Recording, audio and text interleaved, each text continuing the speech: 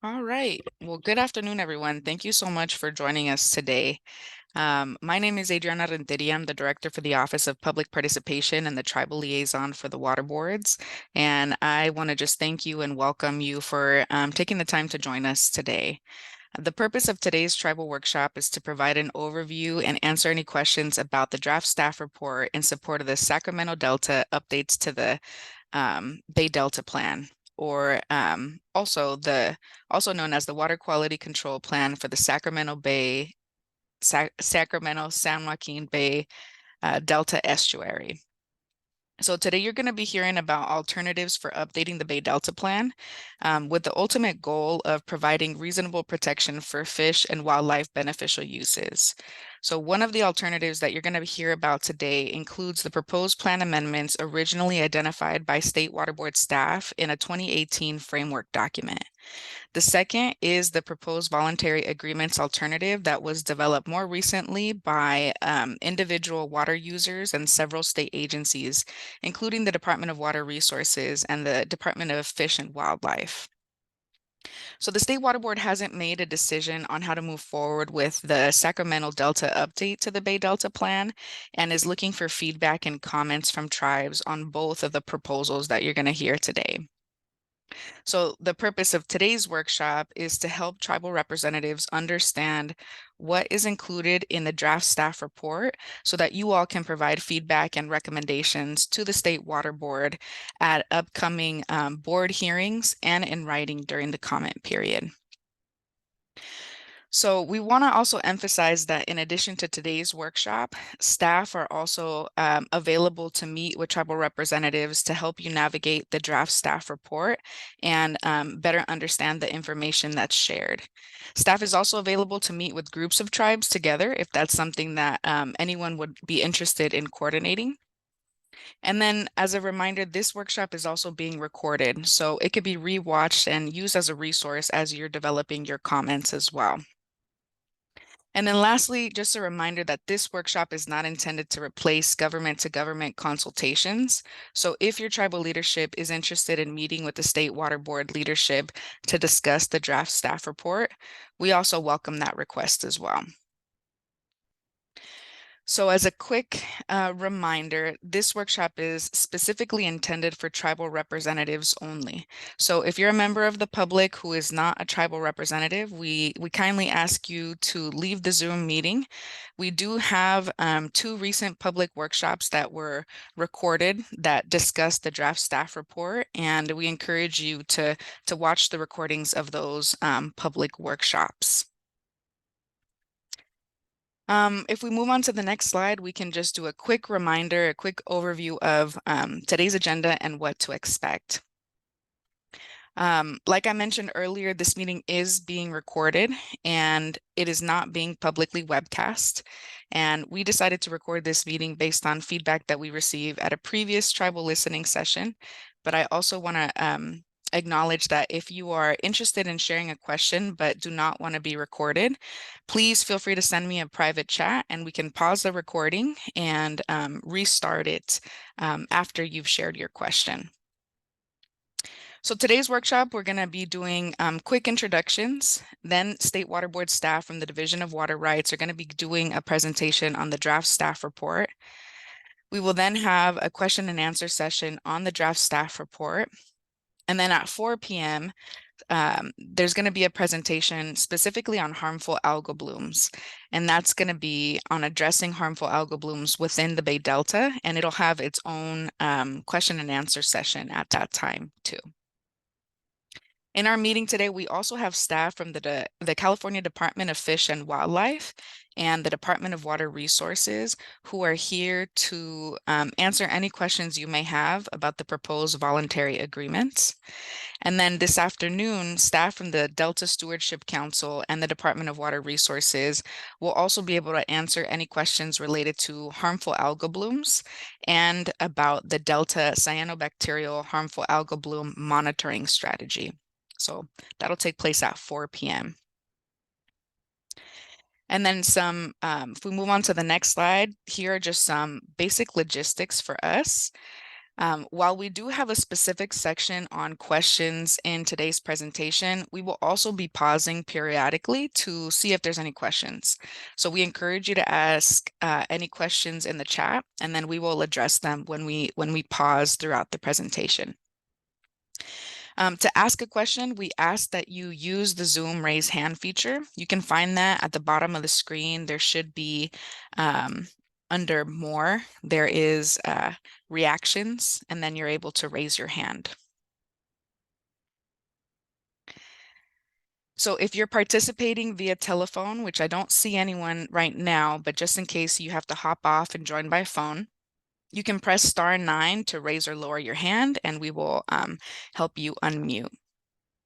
If at any time you are having difficulties with the Zoom platform, you're welcome to email sacdeltacomments@waterboards.ca.gov, and staff will assist you with your technical difficulties.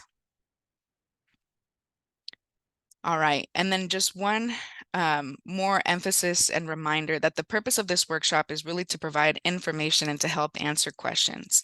So while we appreciate hearing your feedback and your perspectives on the draft update to the Bay Delta Plan, we also strongly encourage you to provide your comments and your feedback directly to the State Water Board, either in writing or during the hearings or during government-to-government consultations.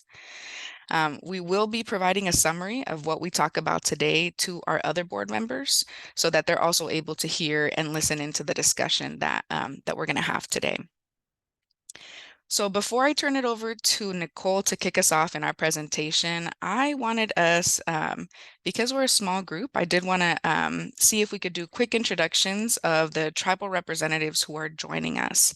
We're going to ask that state staff, including State Water Board, Department of Water Resources, and Department of Fish and Wildlife, we ask that you hold your introductions, but we do just want to hear who is in the room from our tribal representatives.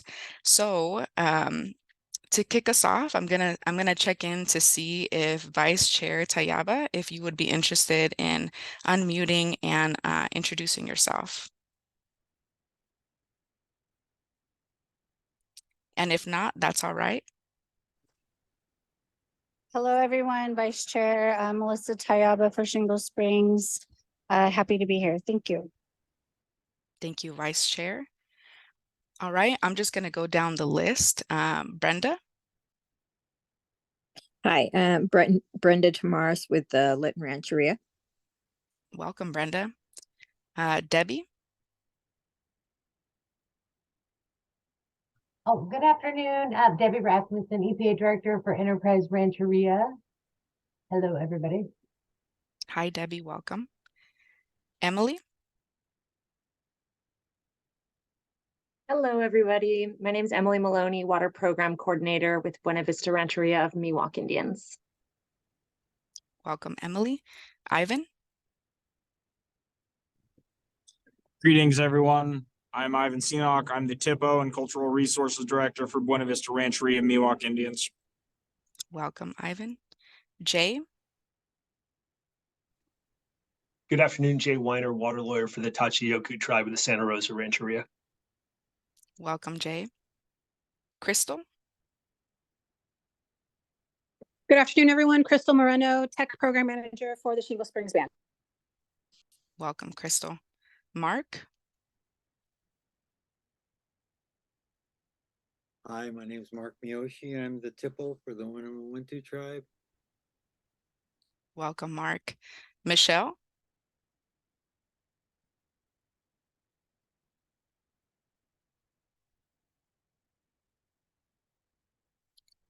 We'll come back to you, Michelle, but in the meantime, we'll go to Tom.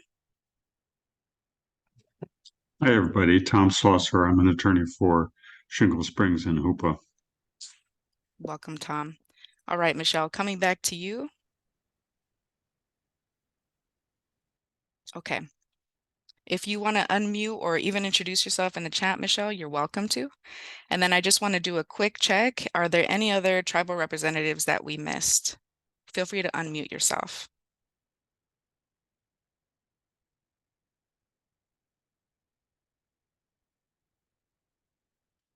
All right. Well, thank you all so much. Looking forward to the discussion today. Now I'm going to pass it to Nicole, who's going to kick us off. All right, thank you very much, Adriana. My name is Nicole Williamson, and I'm an environmental program manager at the State Water Board. So this slide provides a summary of the topics that will be covered in this staff presentation. We'll begin by providing some background information on the State Water Board and the Bay Delta Plan. We'll then provide a general overview of the draft staff report, which evaluates the potential beneficial environmental effects, environmental impacts, and economic and other effects associated with Sacramento Delta updates to the Bay Delta Plan, including a summary of the project alternatives, which includes a proposed plan amendments, as well as proposed voluntary agreement alternatives, and several other alternatives that are evaluated in the draft staff report.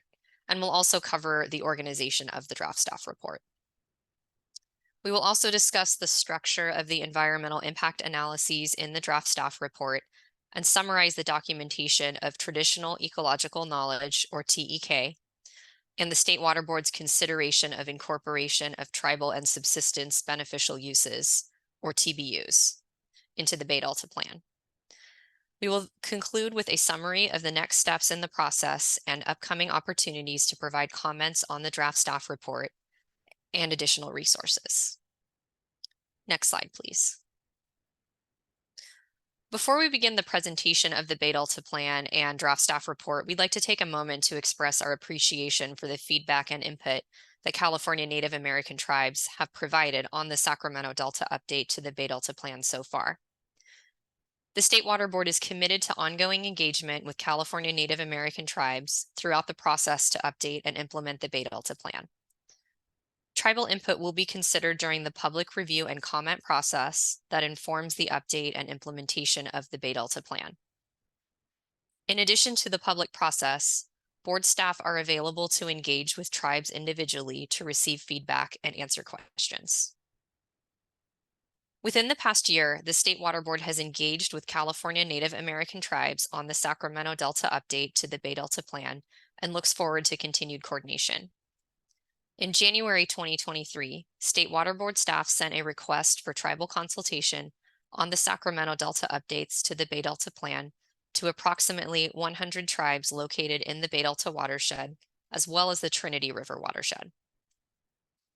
As discussed in the letters, government-to-government consultations can be arranged at the request of tribal leadership. The invitation for government-to-government consultation remains open, and you may contact State Water Board staff if you would like to consult with the State Water Board on this effort. We also held 2 tribal listening sessions in March and May 2023 to provide background information on the Bay Delta Plan update and implementation processes, and to hear feedback from interested tribal representatives. Several tribes participated in these discussions and provided valuable input. In response to feedback received on TBUs, at its meeting on June 7th, 2023, the State Water Board held an informational item on consideration of incorporation of TBUs to the Bay Delta Plan. Following a State Water Board staff presentation, a California Native American tribal panel addressed the board on the significance of TBUs to California Native American peoples, their culture, heritage, and way of life, along with sharing TEK with the board surrounding tribal perspectives on water and its significance to Native American lifeways. State Water Board staff has also participated in other meetings and discussions with various tribes. The State Water Board is committed to continuing individual meetings with interested tribes or tribal representatives to discuss Bay Delta update and implementation efforts. Next slide, please. I'm now going to provide a short overview of the State Water Board and Bay Delta Plan. The State Water Board and the 9 Regional Water Quality Control Boards, or Regional Water Boards, have regulatory responsibility for protecting the water quality of California's streams, lakes, rivers, bays, and estuaries, and California's coastline. The State Water Board is responsible for allocating surface water rights, protecting the public trust and public interest, and preventing the waste and unreasonable use of water. These responsibilities are reflected in the board's mission statement, which is to preserve, enhance, and restore the quality of California's water resources and drinking water for the protection of the environment, public health, and all beneficial uses, and to ensure proper water resource allocation and efficient use for the benefit of present and future generations. These responsibilities all converge in the Bay Delta, where the State Water Board must balance many responsibilities and interests. Next slide, please. State law requires that the State Water Board and regional water boards adopt water quality control plans that include measures to protect water quality in the state's streams, rivers, and lakes. Water quality in the Bay Delta watershed is protected in part through the State Water Board's Bay Delta Water Quality Control Plan, or Bay Delta Plan, as well as 2 regional water quality control plans. The Bay Delta Plan and the 2 regional basin plans are complementary to one another, with the Bay Delta Plan largely focused on flows and water project operations, and the other 2 plans focused on water quality contaminants. The Bay Delta Plan, like all other water quality control plans, identifies beneficial uses of water to be protected in the Bay Delta, including municipal and industrial, agricultural, and fish and wildlife uses. Flow-related water quality objectives to reasonably protect the beneficial uses, and a program of implementation to achieve the objectives, including actions the State Water Board will take, such as implementing flow requirements, and actions the State Water Board will take with others, or recommendations to others for actions they should take, such as habitat restoration actions, and monitoring and assessment measures to evaluate compliance and effectiveness of implementation actions. The Bay Delta Plan contains water quality objectives that are both narrative and numeric. Narrative objectives describe the general water quality and flow conditions that must be attained through watershed management. They also serve as the basis for detailed numeric objectives. Numeric objectives are specific numbers, for example, cubic feet per second of flow or percentages of unimpaired flow. Next slide.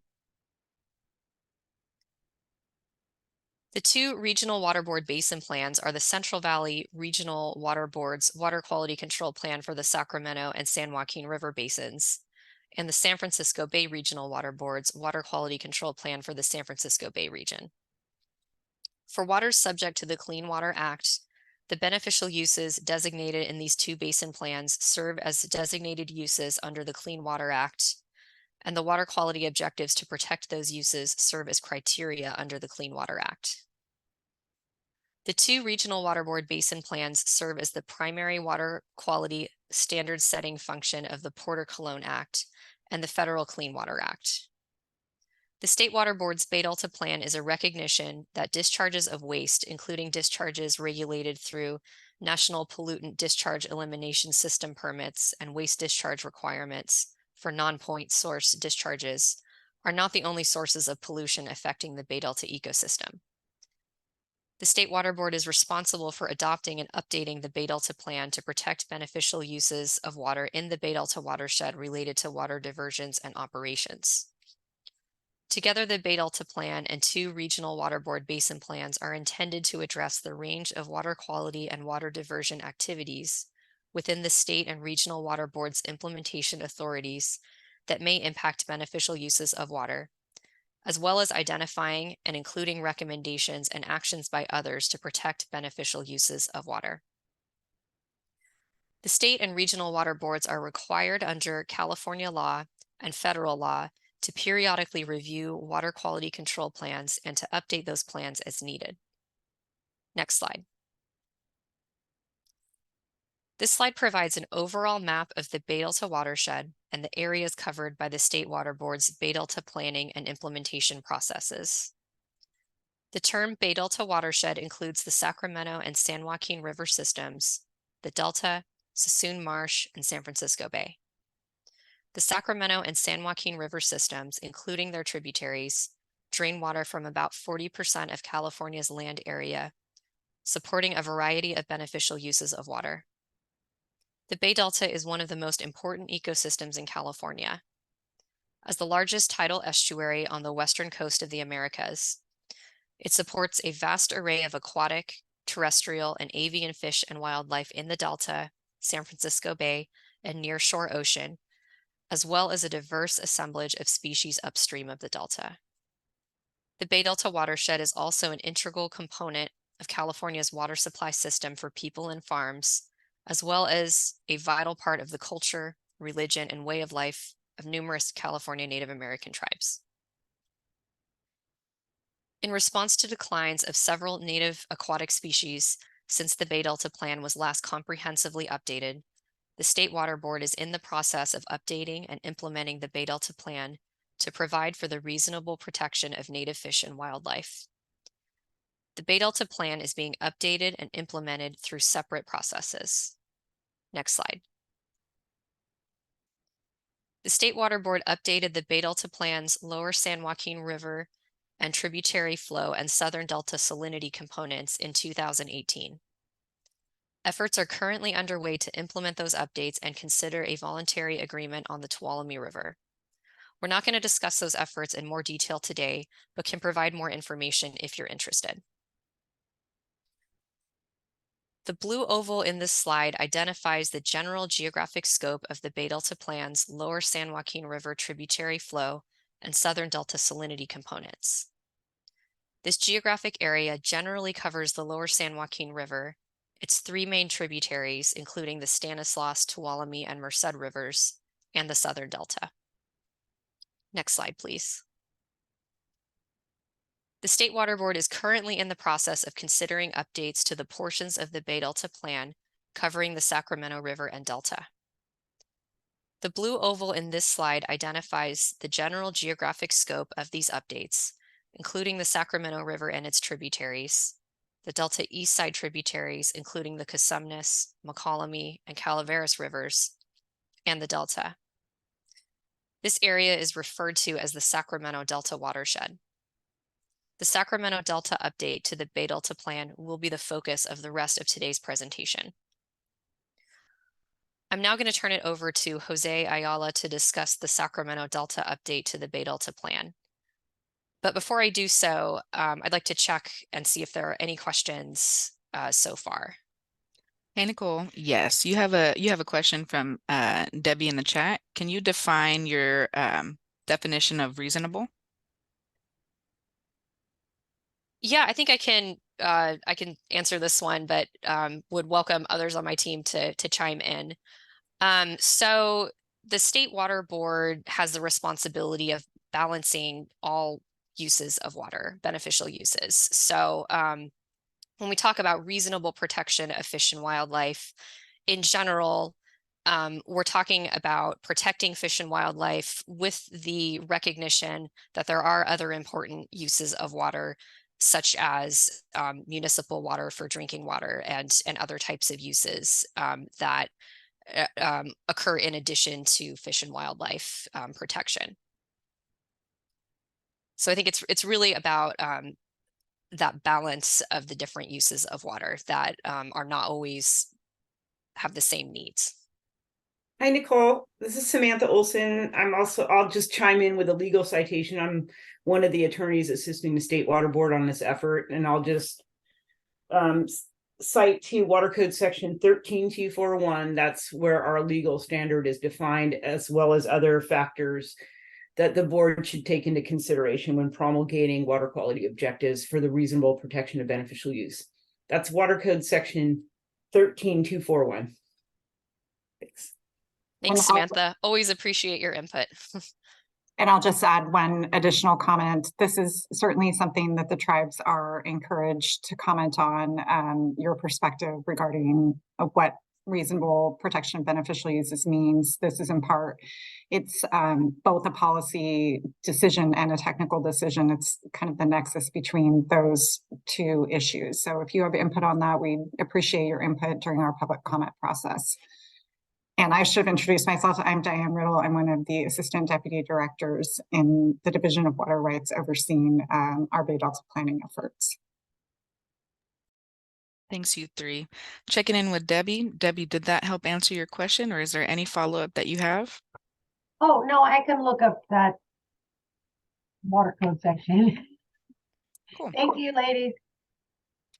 Awesome. Checking in with anyone else. I don't see any questions in the chat, but now would be a good time. If there's any other questions, you can use the click more, reactions, and raise hand. Otherwise, there will be more opportunities too.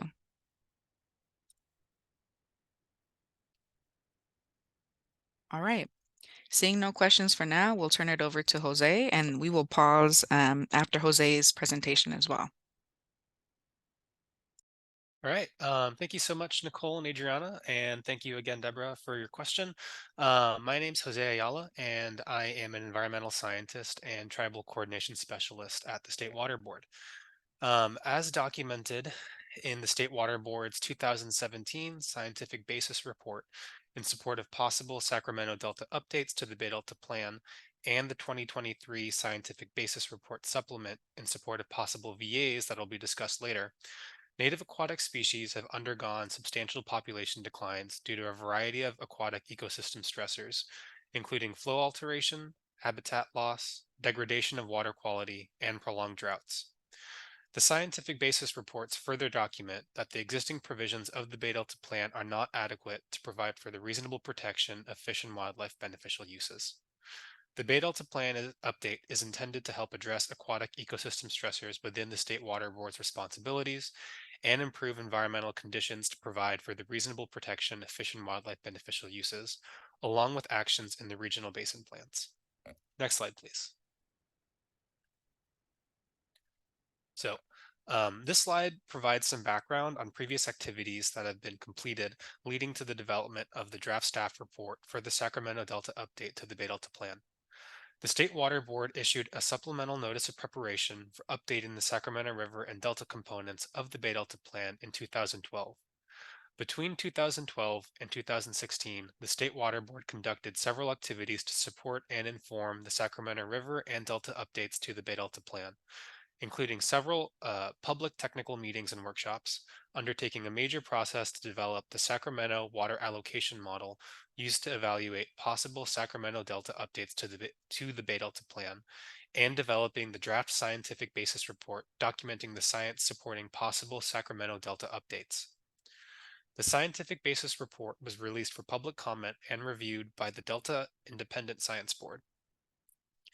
The report was revised in light of the input the State Water Board received and then was independently peer-reviewed pursuant to the Public Health and Safety Code, which requires that the scientific basis of any statewide plan, basin plan, plan amendment, guideline, policy, or regulation undergo external peer review before adoption. A final scientific basis report was released in 2017. The report identified the science supporting year-round inflows and temperature management measures for the Sacramento River, its tributaries, and Delta Eastside tributaries, associated delta outflows that would provide for the required inflows in the Bay Delta Plan to be provided as outflows, and interior delta flows to prevent impacts to native fish from delta water export operations. Following development of the scientific basis report, in 2018, in advance of consideration of the lower San Joaquin River and Southern Delta salinity updates to the Bay Delta Plan, the State Water Board released a framework that identified a staff proposal at that time, which is referred to as the proposed plan amendments in the draft staff report. Next slide, please.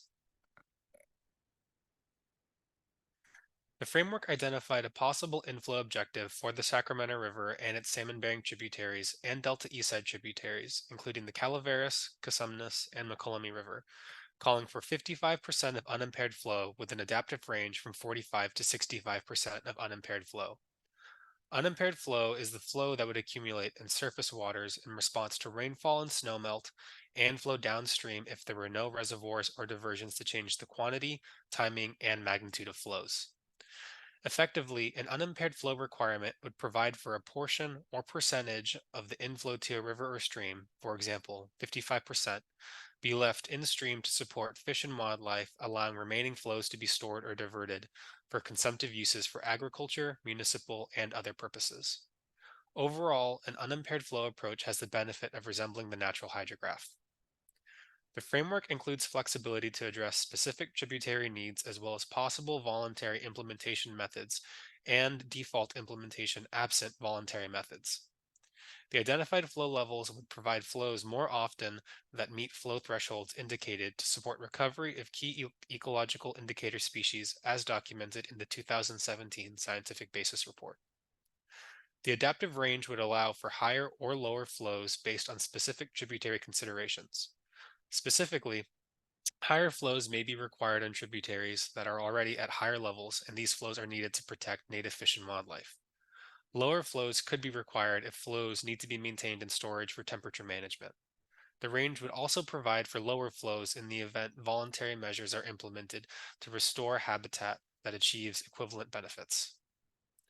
In addition to inflows, consistent with the Scientific Basis Report, the framework identified cold water habitat provisions that would require tailored measures based on the specific needs within each individual tributary to ensure that reservoirs are operated in a manner that provides needed cold water habitat for salmonids or other measures to provide cold water habitat.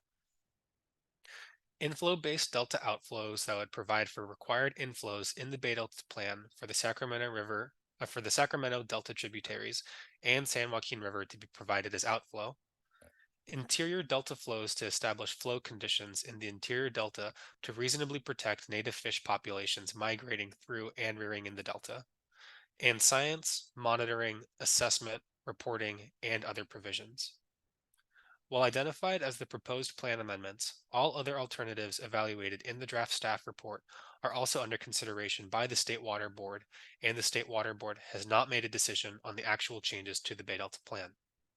That decision will be informed by comments on the draft staff report and other information as will be discussed later in this presentation. Next slide, please.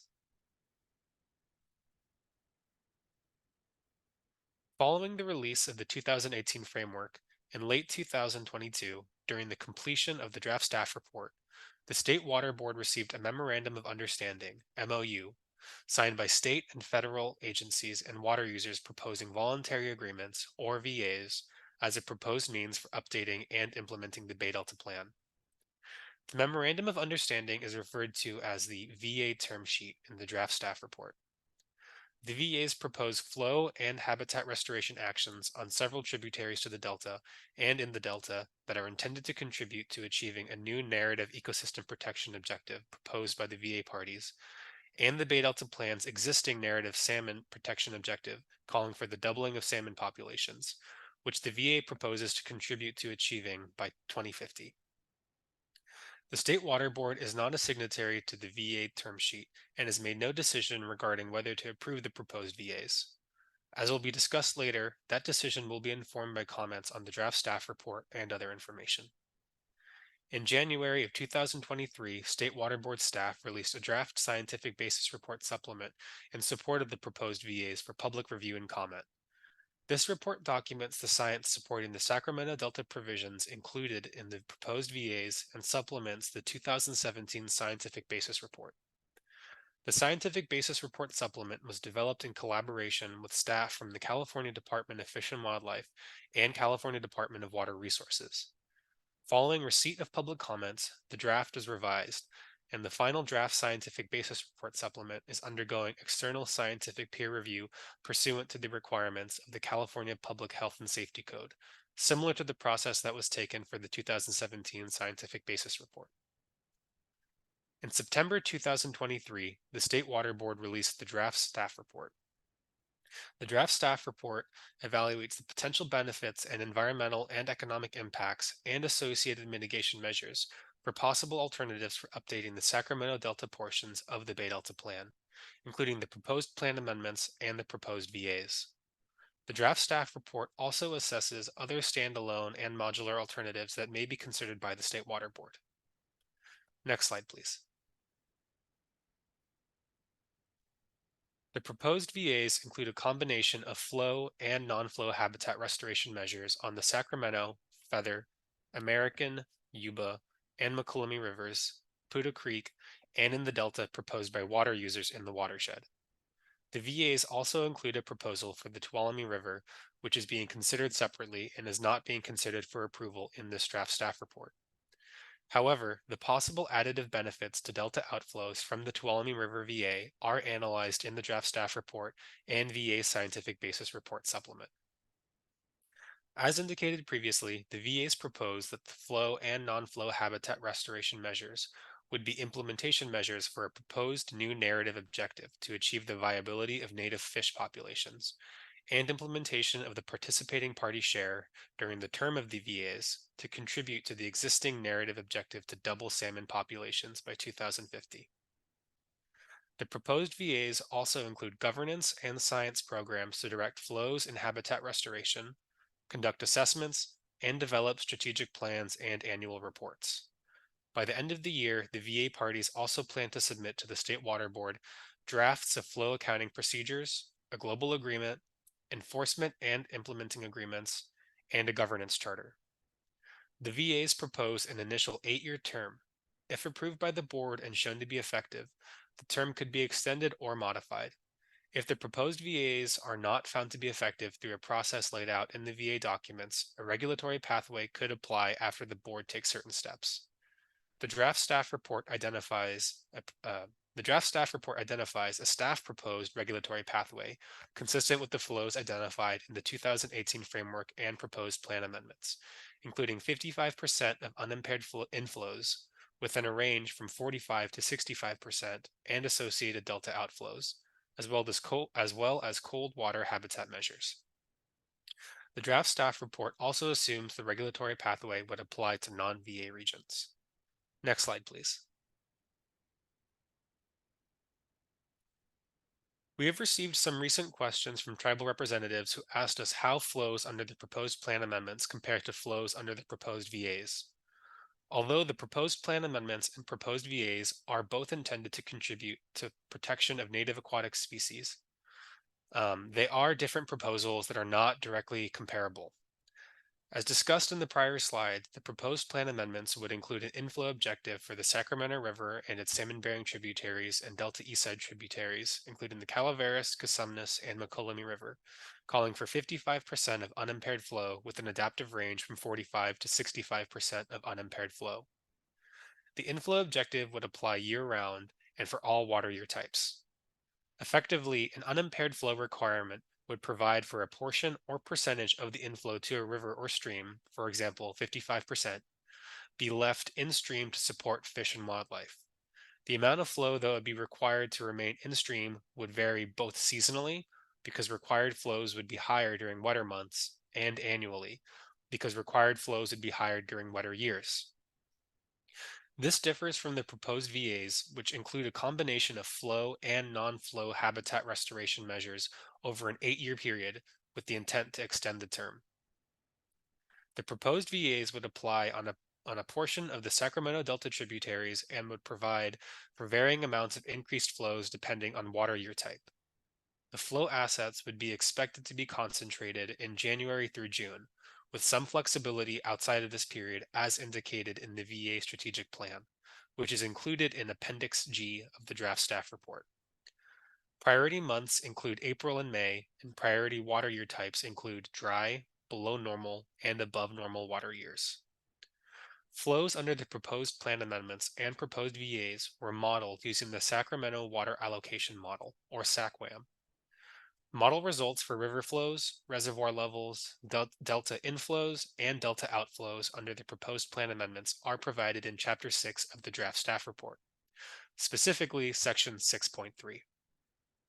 For the proposed VAs, model results for flows and reservoir levels on VA tributaries and for delta inflows and delta outflows are provided in Chapter 9, specifically Section 9.5. Next slide, please. Overall, the Sacramento Delta update to the Bay Delta Plan is intended to be a restoration action to benefit native aquatic and aquatic dependent species, aquatic and riparian habitats, and ecosystem functions in the Sacramento Delta watershed. The draft staff report contains several analyses that evaluate fish benefits, which are summarized on this slide. This slide also identifies the sections in the draft staff report that contain these analyses. A number of analytical tools were used to evaluate fish benefits for both the proposed plan amendments, proposed VA, and several other flow scenarios. These measures were described in the draft scientific basis report supplement that was released in January 2023 and for which a public workshop was held on January 19. These methods are further described in the final draft scientific basis report supplement in Appendix G2 and in Appendix A8. Some methods are further documented in the 2017 scientific basis report found in Appendix B. The benefit analyses include salmonid tributary habitat analyses that apply to tributaries in the Sacramento Delta watershed, and estuarine habitat analyses that apply to the Bay Delta. The salmonid tributary habitat analyses used flows modeled using SACWAM and information on the availability of physical habitat and assumptions of habitat suitability. The estuarine habitat analysis modeled changes in habitat area for native estuarine species. Flow abundance relationships were used to estimate the possible benefits of flow for abundance of native estuarine species. The draft staff report also contains qualitative assessments of benefits for native fish. Next slide, please.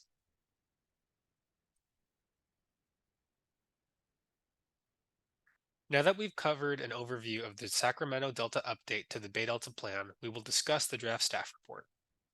This slide provides more information about the draft staff report. The draft staff report includes scientific information and environmental and economic analyses to support Sacramento Delta updates to the Bay Delta plan, including impact and benefit assessments. The report assesses a range of alternatives, including the proposed plan amendments based on the 2018 framework, and based on the 2018 framework document identifying a 55% of unimpaired flow level within an adaptive range from 45 to 65% from Sacramento Delta tributaries and associated Delta outflows. A proposed VA's alternative that includes voluntary water contributions and physical habitat restoration on major tributaries to the Delta, and other project alternatives. The other alternatives being considered are described in more detail in subsequent slides. In addition, based on input from California Native American tribes, the draft staff report identifies the proposed incorporation of tribal and subsistence fishing beneficial uses of water to the Bay Delta plan that will be discussed in more detail later in this presentation. The draft staff report is also a substitute environmental document that fulfills the requirements of the California Environmental Quality Act, or CEQA, under the State Water Board's CEQA regulations. When approving a discretionary project, state agencies must comply with CEQA.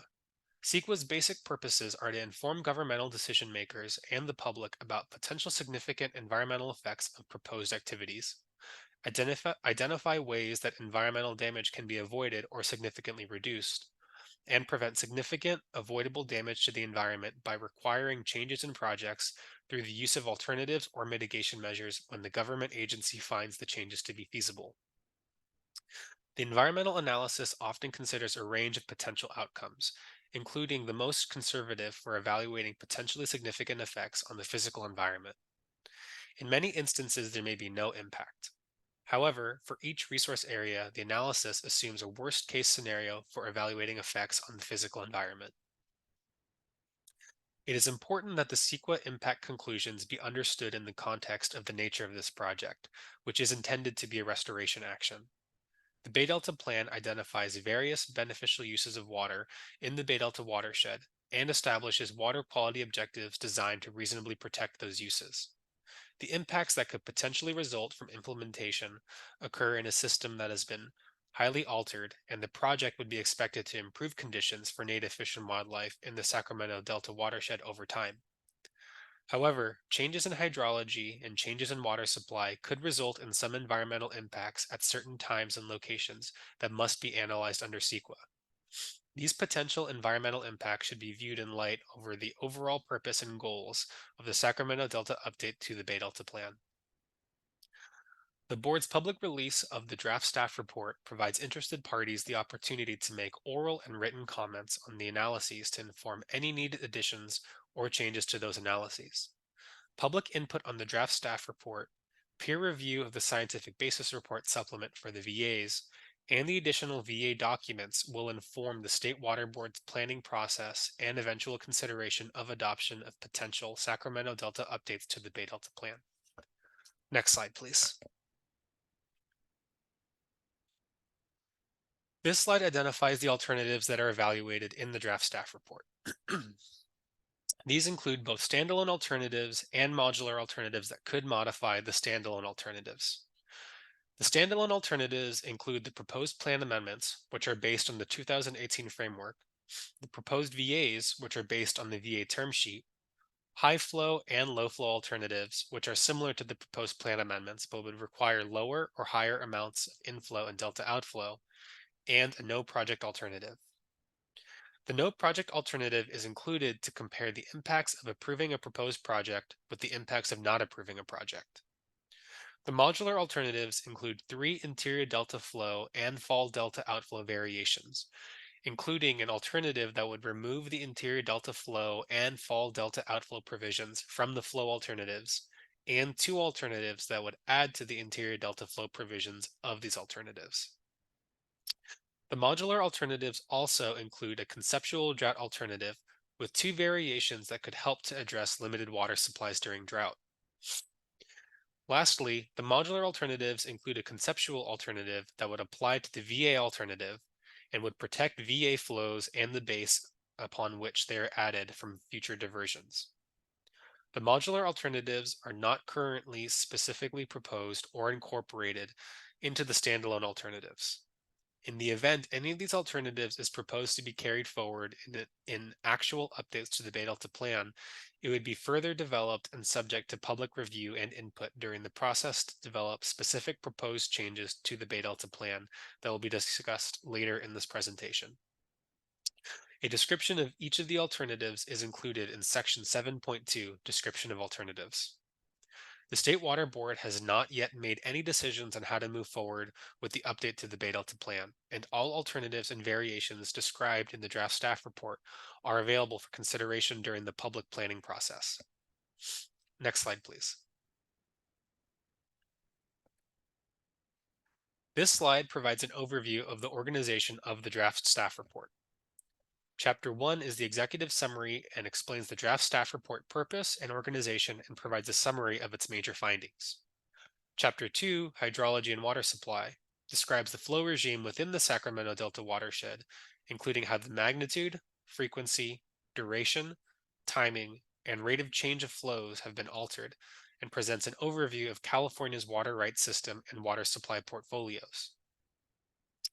Chapter 3, Scientific Knowledge to Inform Fish and Wildlife Flow Recommendations, provides a review and summary of the best available science on flow needs for the protection of fish and wildlife beneficial uses. Chapter 4, Other Aquatic Ecosystem Stressors, summarizes other aquatic ecosystem stressors, such as loss of habitat, invasive species, and water quality pollutants in the Bay Delta watershed, and how those stressors interact with the ecosystem. Chapter 5, Proposed Changes to the Bay Delta Plan for the Sacramento Delta, includes a description and discussion of proposed changes to the Bay Delta Plan that were largely identified in the 2018 framework document. These changes are referred to as proposed plan amendments. Chapter 6, Changes in Hydrology and Water Supply, includes a summary of the Sacramento Water Allocation Model, SACWAM, used to evaluate the potential changes to flows, reservoir levels, and water supplies in the draft staff report. This chapter includes SACWAM results for a range of unimpaired flow levels from 35 to 75% and describes other water management actions, including groundwater storage and recovery, water transfers, water recycling, and conservation measures. Chapter 7, Environmental Analysis, presents the environmental analysis for the proposed plan amendments as well as several other alternatives. Chapter 8, Economic Analysis and Other Considerations, evaluates economic effects associated with the proposed plan amendments and alternatives. Chapter 9, Proposed Voluntary Agreements, includes analyses of the proposed VAs. These analyses are included together in Chapter 9 because the VAs were received after much of the draft staff report was prepared. Chapter 9 provides model results and an evaluation of potential environmental impacts of the proposed VAs. This chapter relies on the environmental analyses presented in Chapter 7 where possible for efficiency and to avoid redundancy. The economic effects of the proposed VAs are also evaluated in this chapter and relies on analyses included in Chapter 8 where possible. Chapter 10, Economically Disadvantaged Communities, provides an overview of economically disadvantaged communities, or DACs, and their water supplies. Discusses potential effects of the proposed project on DACs and small public water systems, and incorporates information from several other sections and chapters to identify potential effects on DACs.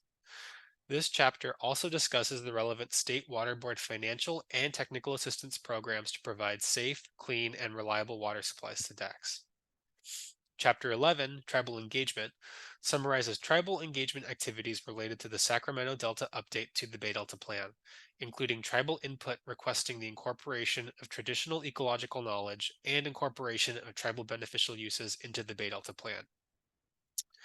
Finally, Chapter 12, Public Participation, summarizes the public participation activities that were held during the pre-scoping and scoping phases of the environmental review process for the Sacramento Delta update to the Bay Delta Plan.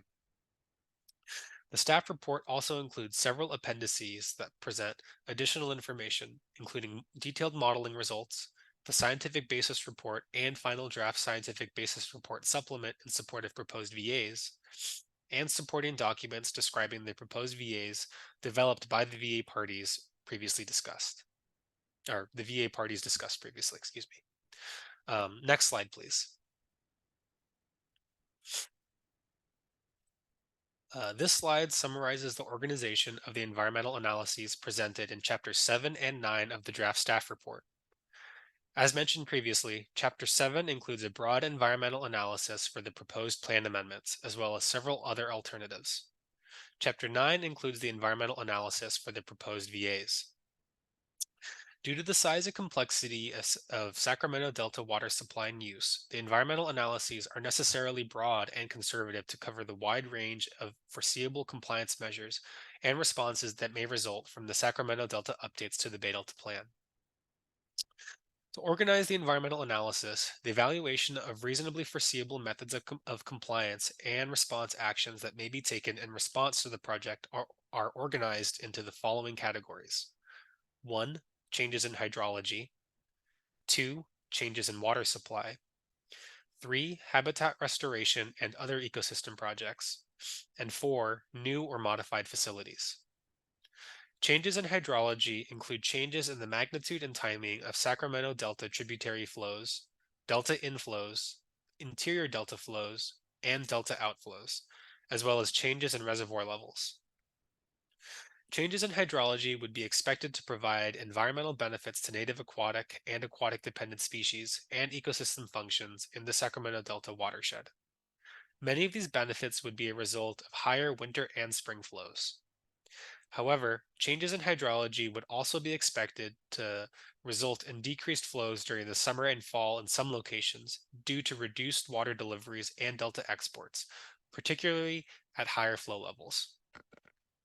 Changes in hydrology could also result in reduced reservoir levels and increased reservoir level fluctuations in some locations, again, particularly at higher flow levels. These changes could result in potentially significant environmental impacts to environmental resource areas that must be evaluated under CEQA. Incremental impacts associated with existing water quality problems, such as temperature, mercury, and other contaminants, and harmful algal blooms, HABs, are identified in the draft staff report.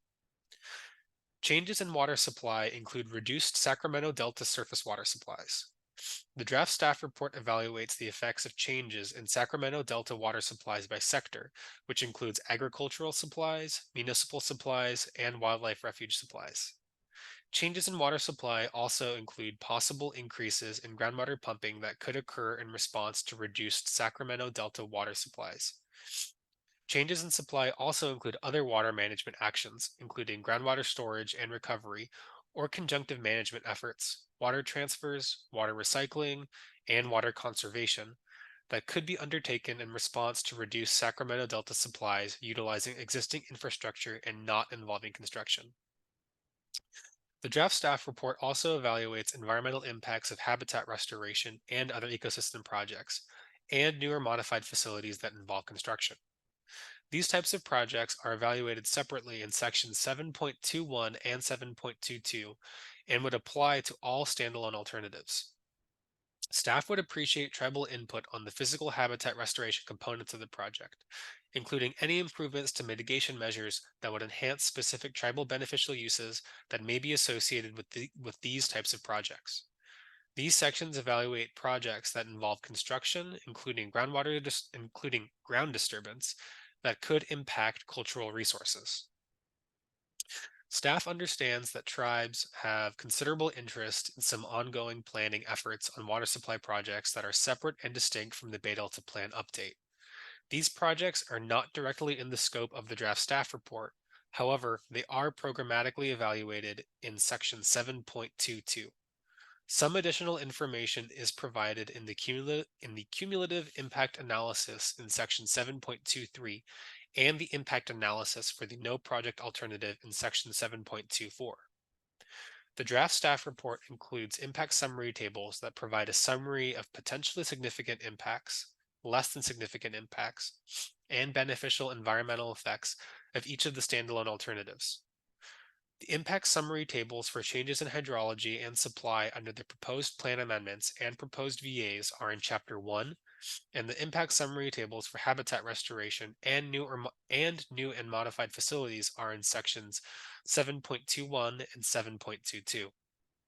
Summary tables for other standalone alternatives are in Appendix F. I'll now turn it over to Rob McCarthy to discuss traditional ecological knowledge, tribal beneficial uses, and next steps in the Bay Delta Plan update process. But before I do so, I wanted to check if there were any questions. Thank you, Jose.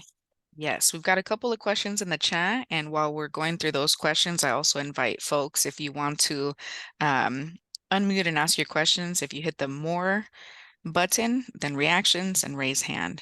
But we're going to begin with Mark's question. So there are 3 questions here, and I believe that staff will cover some of them later in the presentation, but because we know that you may have to step away early, we'll try to cover these 3 together. I'll read the first one, and then I see Samantha is going to be answering. So the first question. Will consultations with tribes be under Section 106, AB 52, or other? Samantha? Thanks, Adriana, and thank you, Mark, for the questions. So first off, and I think this got covered, but a lot of content was just gone over by Jose. Thanks. That was a lot to cover. So I'm just going to back up. We are obligated to comply with CEQA, but it is a certified regulatory program that is based in planning. So our CEQA regulations that we are following can be found in California Code of Regulations, Title 23, Section 3777. And there are several that follow 3777. So we are following CEQA, but it's a bit different, provides more flexibility for this type of rulemaking. We scoped as early as 2009 and 2012, so we are not formally following AB 52. However, we sent consultation letters to approximately 100 tribes. We are substantively interested in AB 52 issues. We are reaching out, asking specifically for comments on our cultural resource impact evaluation, specifically with the construction projects that Jose just mentioned that are in sections 7.21 and 7.22. We want to make sure we got that right. There's room for improvement. We want to know about it. There are also cultural resource impacts that are sort of AB2 related as it relates to the fluctuation of reservoir levels. And so there's some discussion in, I think it's 7.7 is our cultural resource section. So please, the door is open on improving those discussions, but we are not formally following AB 52. We are consulting through the Executive Order B1011 and also the State Water Board's Tribal Consultation Policy and Cal EPA's Tribal Consultation Protocols. So I think substantively the doors are open, but this is not a construction project generally. I mean, we have a lot of response actions that we have to evaluate under CEQA, but we are not building something, and we are also late in getting the staff report out. And so your typical AB 52 process is probably, we need to accelerate that. So I guess what I'm saying is we're open to the exchange of information and improving mitigation measures that we have for those types of actions, please let us know. Thank you, Samantha. I Did just that want cover to it? I just want to emphasize that although we are not legally required to do AB 52, we are very much interested in consulting with tribes and making sure that if there are any tribal cultural impacts, that we're aware of them. So we do strongly encourage, if your tribal leadership is interested in meeting with water board's leadership, to let us know. Before we move on to question number 2, I want to check in with Mark if you have any follow-up on question number 1 before we go on to your second question. Okay, I think I probably would wait until we get into, formal consultation process. So we'll be requesting that probably fairly soon. Great. Thank you for that heads up. Thank you. All right. So we'll go to your second question here. And Mark, since you're here, would you like to read your second question and explain it? Otherwise, we can go through and explain. Okay, so during the Delta conveyance EIR process from DWR, our tribe and many other tribes consulted about cultural resources in the Delta, and DWR acknowledged that the Delta as a whole is a TCR. I think this might be the first large issue or project where, well, at least for our tribe, we're going to ask for how your agency, the Water Board, is going to be incorporating the designation of the Delta as a TCR into this process. So, that's basically it right now. Great. So I don't want to step on the toes of the next part of the presentation, but I'll address this just briefly, and then I think there's going to be a follow-up conversation. So maybe you can rejoin us at that time. But basically, I think that's great that DWR has acknowledged the Delta as a cultural resource. We're definitely acknowledging the cultural components of the Delta as well. We're going to get into the nitty-gritty details of the verbs when it comes to beneficial uses. DWR does not designate, that's one verb, it's specific to the Clean Water Act. I think it's great they're acknowledging the cultural resource. That's wonderful. That is consistent with what we're talking about with incorporating tribal beneficial uses into the Bay Delta Plan. And the word incorporate isn't a formal designation at this point, but we are, to the extent that the cultural resource overlaps with fish and wildlife beneficial uses, acknowledging that overlap in this Bay Delta Plan update. So that sounds consistent to me, and we're going to talk more about that in the next section.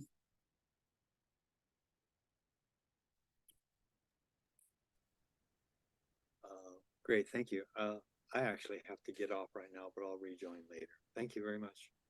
All right, thank you, Mark. For the purpose of recording, because I know that you'll have to come in and out. Samantha, could you also answer Mark's third question?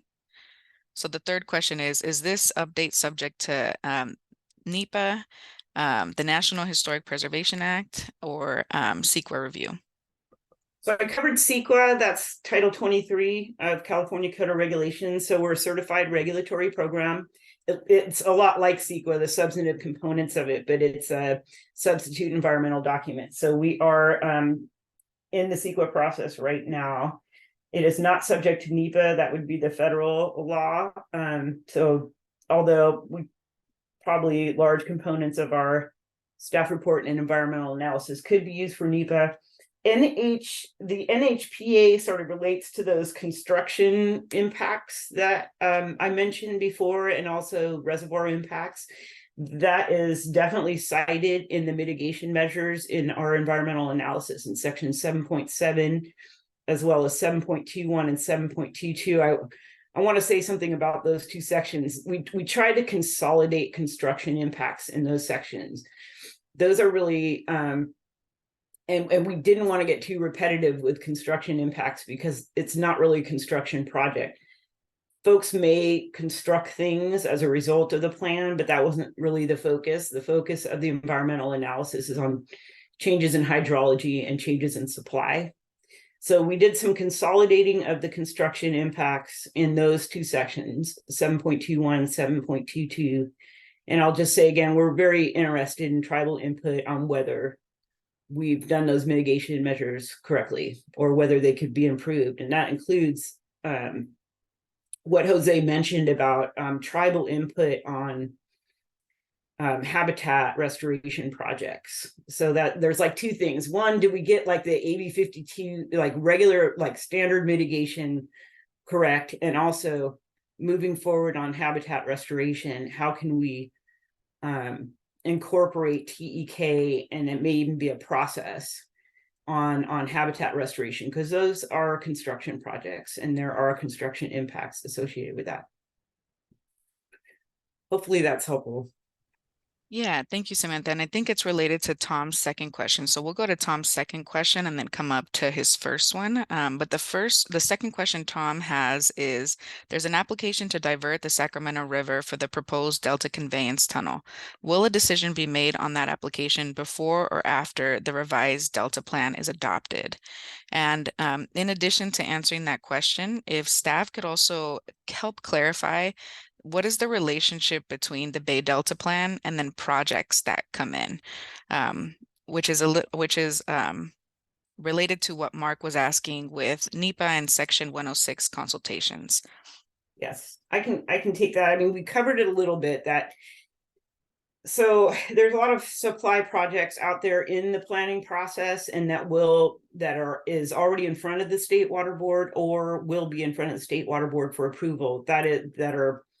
They're related but separate from this project, and ideally the Bay Delta plan should be updated before those projects get approved. Any new supply project would be subject to the basin plan, to the Bay Delta plan, excuse me. We have certain limitations on ex-party communications, so we're not going to get into details, and I don't even think we know the answers as far as specific projects. However, programmatically in Section 722, new and modified reservoirs and points of diversion are considered a possible response action that one could take in response to reduce Sac Delta supply. And so new and these types of facilities are evaluated programmatically in Section 722. In addition, there's a little bit of information in our cumulative impact analysis in 7.23. I believe there's more discussion in the no project alternative Section 7.24 about additional supply projects. And so it is related because we may be talking about the same amount of water or some portion of that. And so I'll direct you to those sections for more information, but they're not related. Ideally, the Bay Delta plan should be updated before those projects come before a decision. Thanks, Samantha. Checking in with Tom if you have any follow-up questions for that answer before we move on to your first question. And I also see Debbie, I see you on video, so I'll check in with you after Tom. Well, ideally, the plan would be adopted first, but it sounds to me that since the application for the Delta conveyance is already pending, it's not going to be a new project when the plan is adopted. Is that right? Will it be new? I can clarify on this. We haven't actually received a petition for the Delta conveyance project yet, and it's uncertain what the timeline for that project will be. Once we get that petition, that's a set of questions I think we can encounter. At this point, we're focused on updating the Bay Delta plan. We don't have a schedule for how these two projects align with one another, given that we haven't actually gotten the petition yet. So it isn't before the board at this point. Once it is, it would be noticed for public review, and we would provide an opportunity for parties to raise any concerns that they have with the project, and then it would go through a process. The prior iteration, the water fix process, we had a water right hearing. It's possible we would have a water right hearing on that project as well. So each of these water right related projects are on their own timelines. We are aware of the interaction that exists between the Bay Delta Plan and these projects, and that will be considered as part of the processing of those additional projects, as well as comments and input from stakeholders that are interested in the process and participate in that process. But at this point, there isn't a defined timeline for how these projects interact with one another. Well, I'm confused. I thought that I had seen a notice, maybe it's to approve a point of diversion. Gosh, I think Not for the Delta Conveyance project. We have received one for another project, for the Sites Reservoir project. As Samantha indicated, that project has been determined that it is going to an adjudicatory hearing, so it's subject to ex parte limitations. So we're not able to discuss anything substantive related to that project outside of the processes for that specific project. But again, the timelines for all of these things are, we don't have defined timelines for any of them at this point. Sure, but we are getting up to a final EIR on the Delta Conveyance, presumably by the end of next month. So maybe you're right. Maybe I was thinking of the Sites Reservoir application, but the application for the Delta Conveyance is certainly imminent as soon as the EIR is certified. Right. If it hasn't.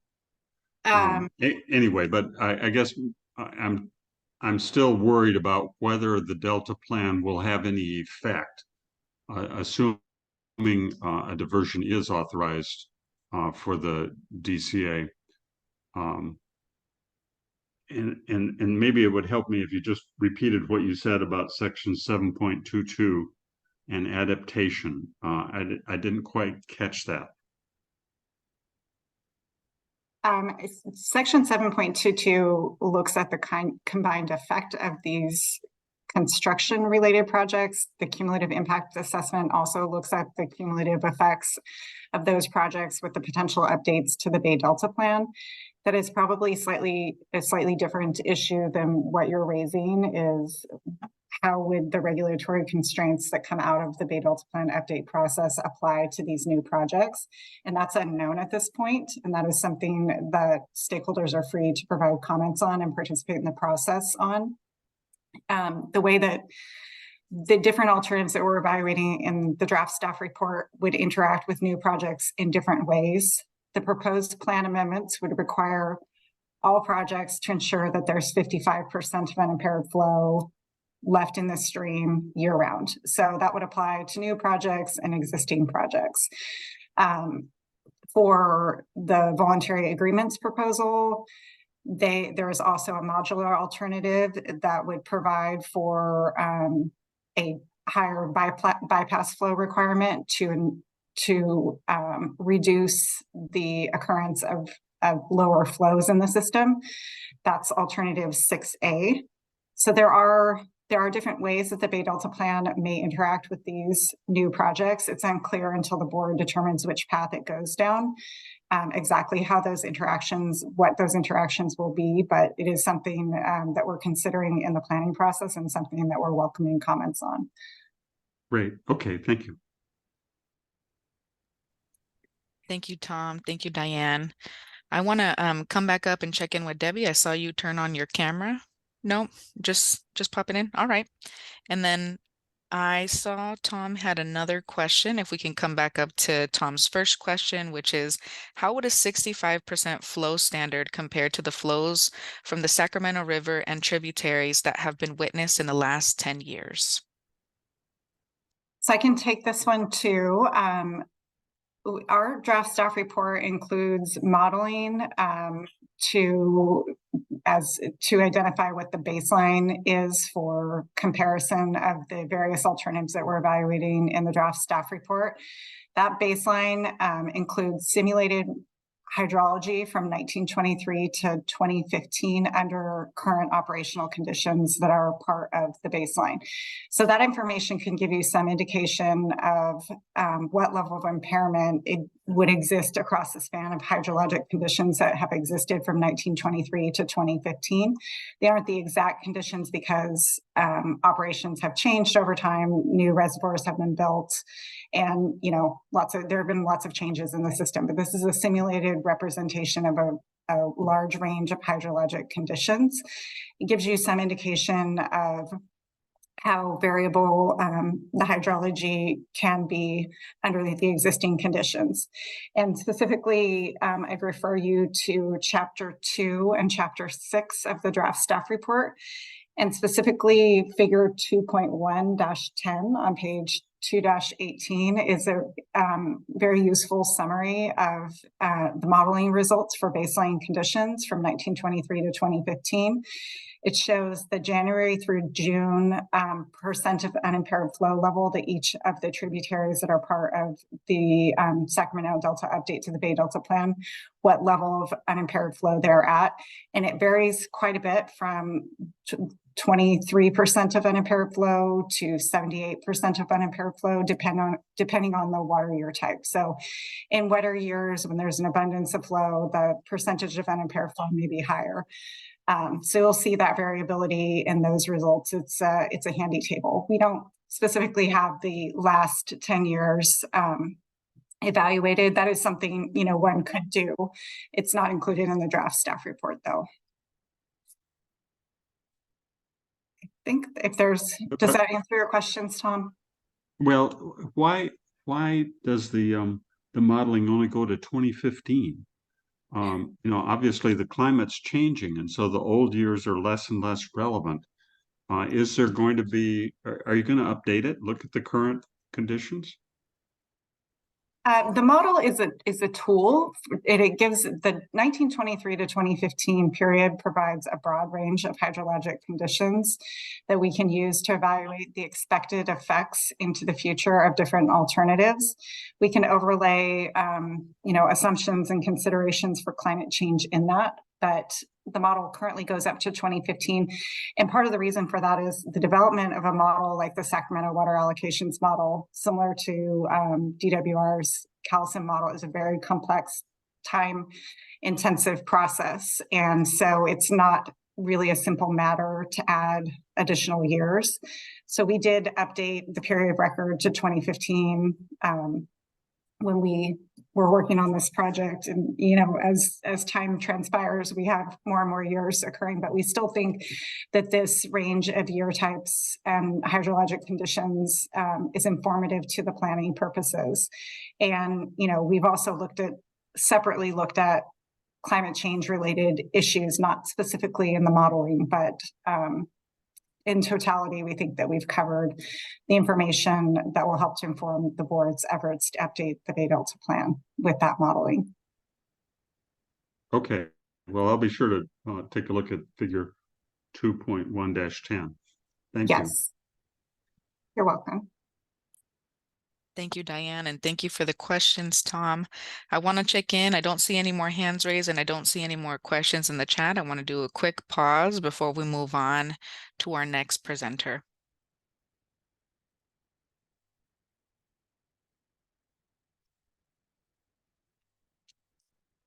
All right. If there are questions, once again, you can add them to the chat, and then we will come back to you when we pause. And I think next up in our presentation flow is Rob. Yeah, thank you, Adriana. We can go to the next one. Thank you. My name is Rob McCarthy, and I'm a senior environmental scientist at the State Water Board and tribal coordinator for the Bay Delta Plan update and implementation processes. So during recent public workshops and comment periods in support of the Sacramento Delta updates to the Bay Delta Plan, State Water Board received requests from tribes to incorporate traditional ecological knowledge, or TEK, into Bay Delta Plan updates and implementation measures. In response, State Water Board staff have engaged in efforts to document TEK and traditional resource management strategies of tribes within the Bay Delta watershed.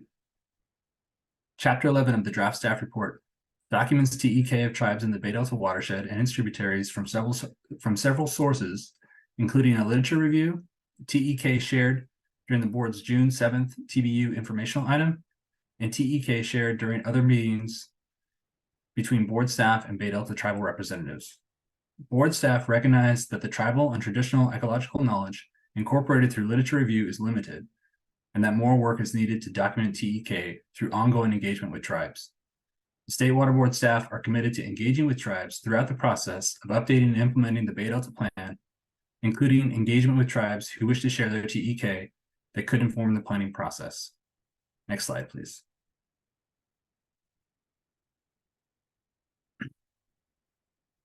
The draft staff report describes how TEK may inform the Bay Delta Plan update and implementation processes. Chapter 11 describes how California Native American tribes and culturally significant aquatic resources have been impacted by aquatic ecosystem stressors such as water operations and infrastructure, invasive species, and climate change, among other stressors.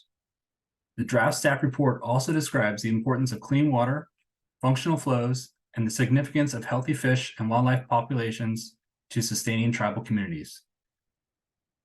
Chapters 5 and 11 of the draft staff report include discussion of how tribal knowledge and resource management practices may inform possible components of plan implementation, including adaptive implementation of flows, habitat restoration, and monitoring activities in support of plan implementation.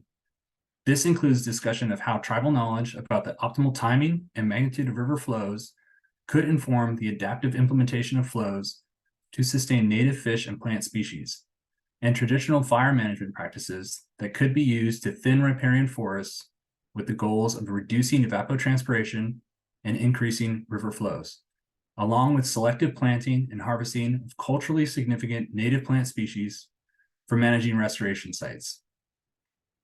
In addition, TEK could enhance existing monitoring activities by state and federal agencies in the Bay Delta watershed by improving the spatial and temporal resolution of monitoring data and improving our historical knowledge about native fish and wildlife populations. State Water Board staff encourage interested tribal representatives to contact us to discuss additional opportunities to inform the Bay Delta Plan implementation and monitoring activities. And we'll share our contact information for doing so toward the end of this presentation. Next slide, please.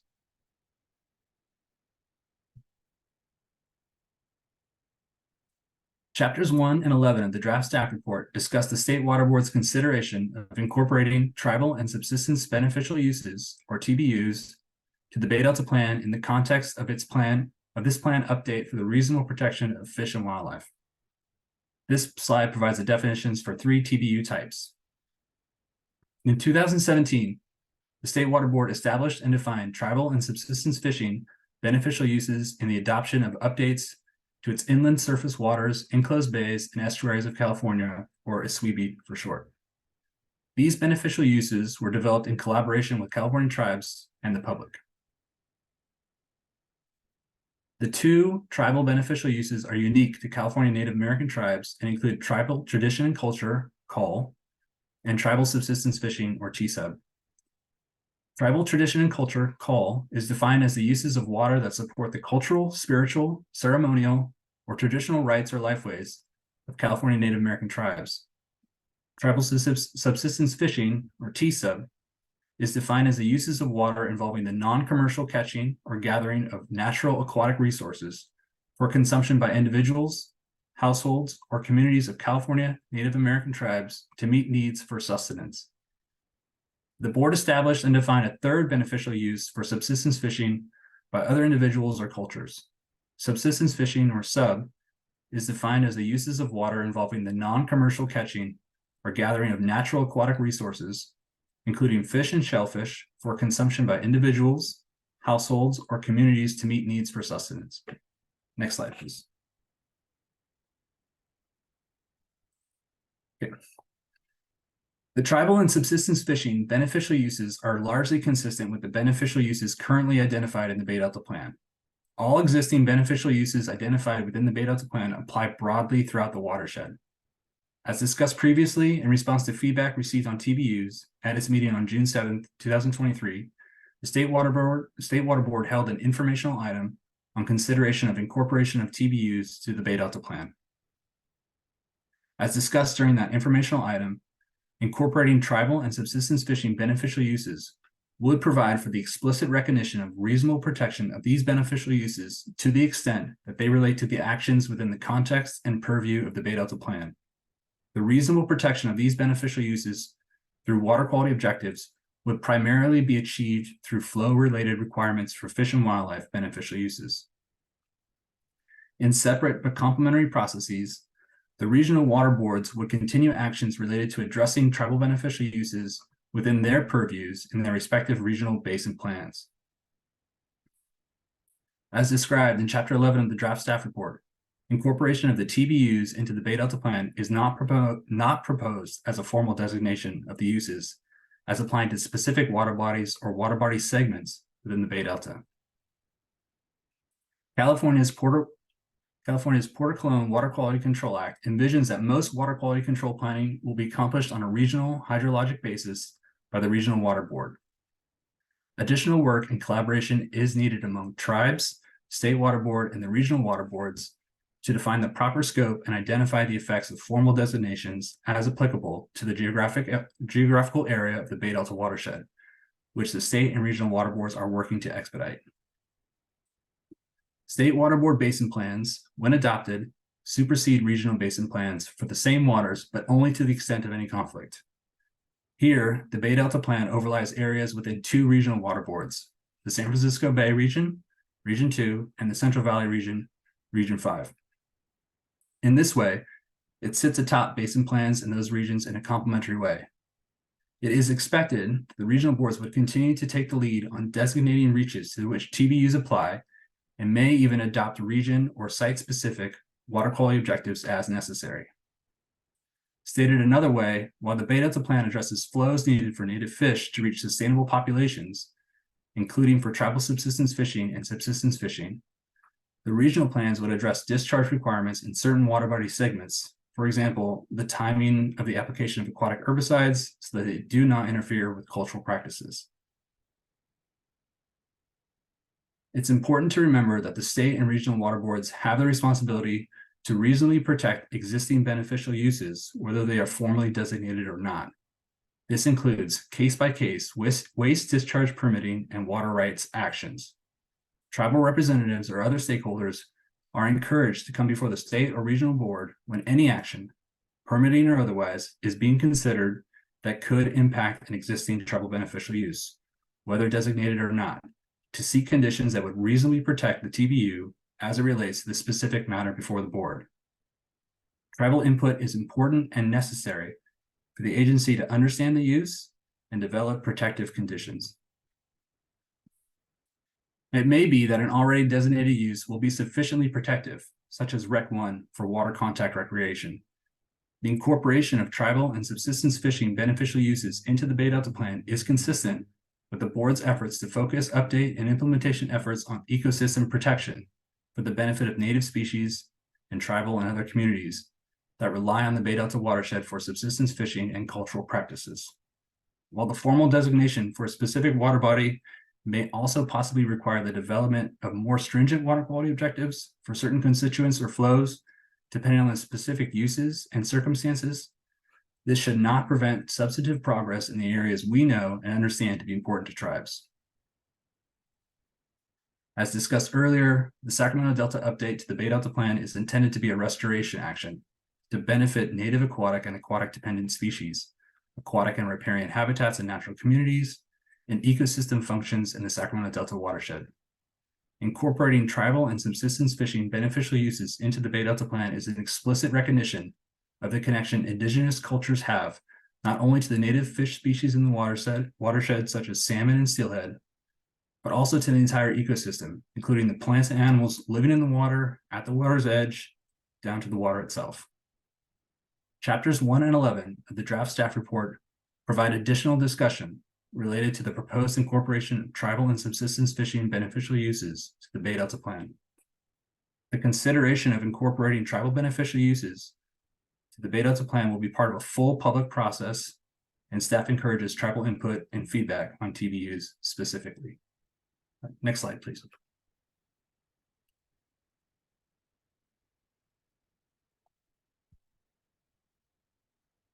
The Sacramento Delta update to the Bay Delta Plan could also affect production of harmful algal blooms or HABs. So similar to temperature and mercury issues, HABs are an existing concern in the Sacramento Delta watershed. HABs have been reported in multiple locations within the Sacramento Delta watershed, such as Clear Lake, Black Butte Lake, Sacramento River, Folsom Reservoir, Lake Berryessa, Oroville Reservoir, and Shasta Reservoir. Generally, HABs form at lower elevations, but HABs have also been reported in some upper watershed reservoirs. Since 1999, HABs have also occurred annually at varying levels throughout the Delta in locations including the Stockton Waterfront, Discovery Bay, and Franks Tract. Several studies indicate that low flows through the Delta are associated with increased HABs formation. HABs are also more frequent in severe and dry years. The flow alternatives and VAs would be expected to result in increased flows in the spring that could lead to reduced HAB formation and invasive aquatic vegetation in the Delta to varying degrees based on the increased level of flow. However, reduced Delta inflows in summer and fall could result in increased production of HABs and invasive aquatic vegetation in some Delta channels at some times.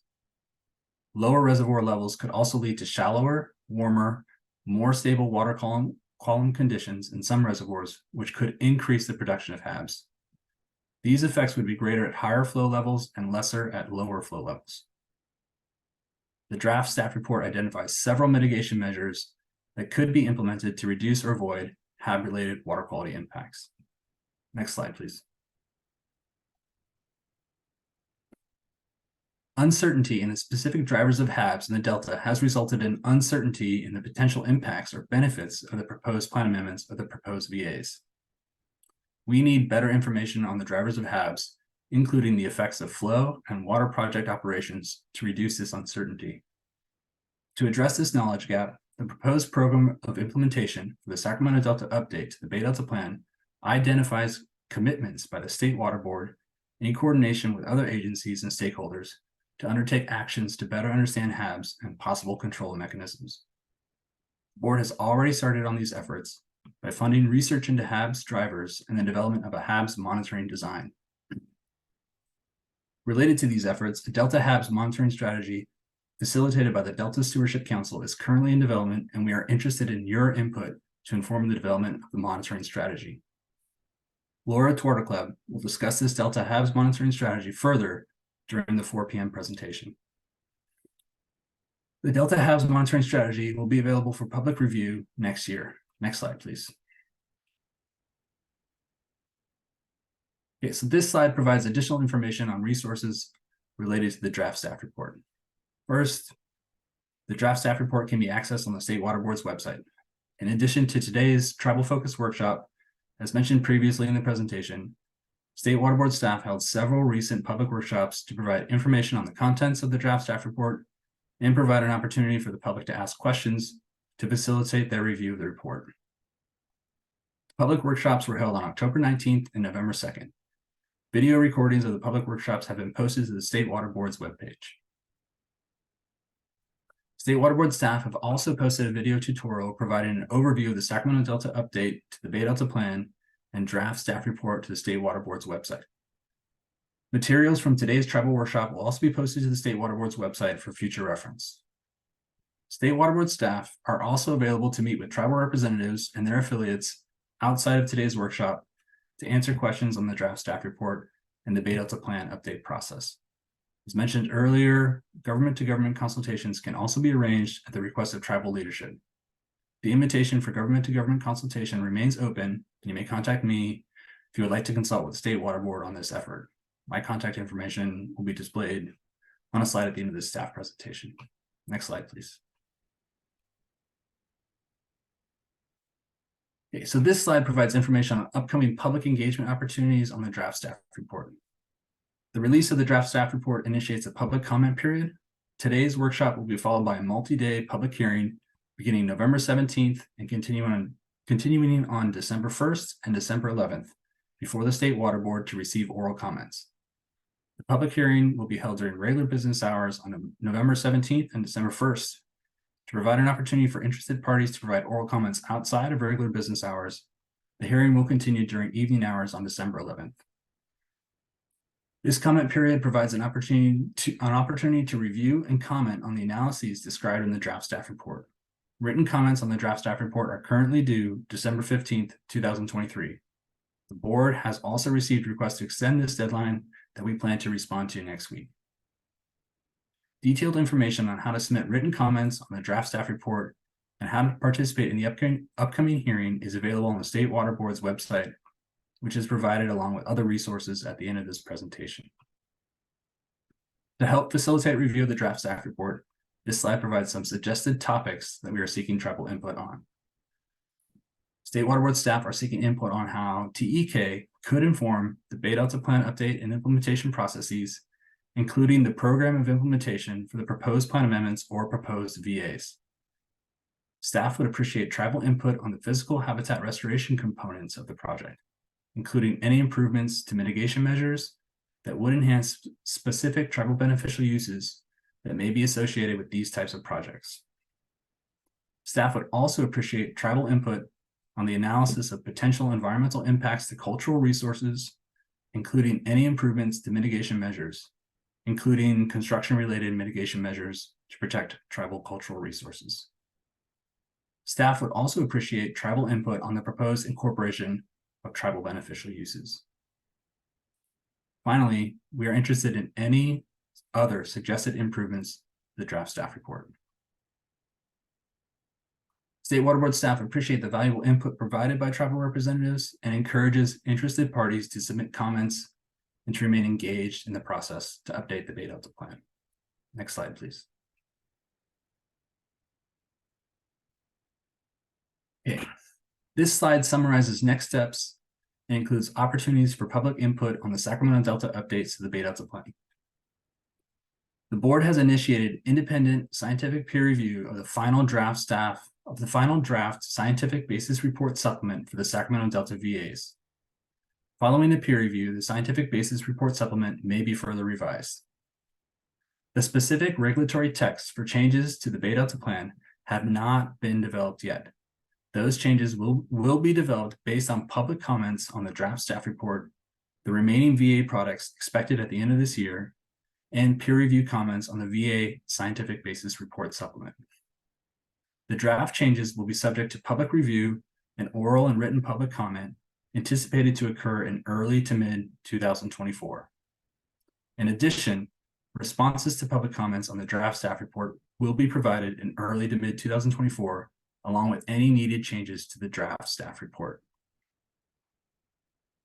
The input received on the draft staff report and the draft Bay Delta Plan amendments will inform the final staff report and final proposed plan amendments, which will be brought before the board for consideration at a future meeting as part of a full public process. It is anticipated that the State Water Board may consider adoption of the Sacramento Delta updates as early as late 2024. Next slide, please.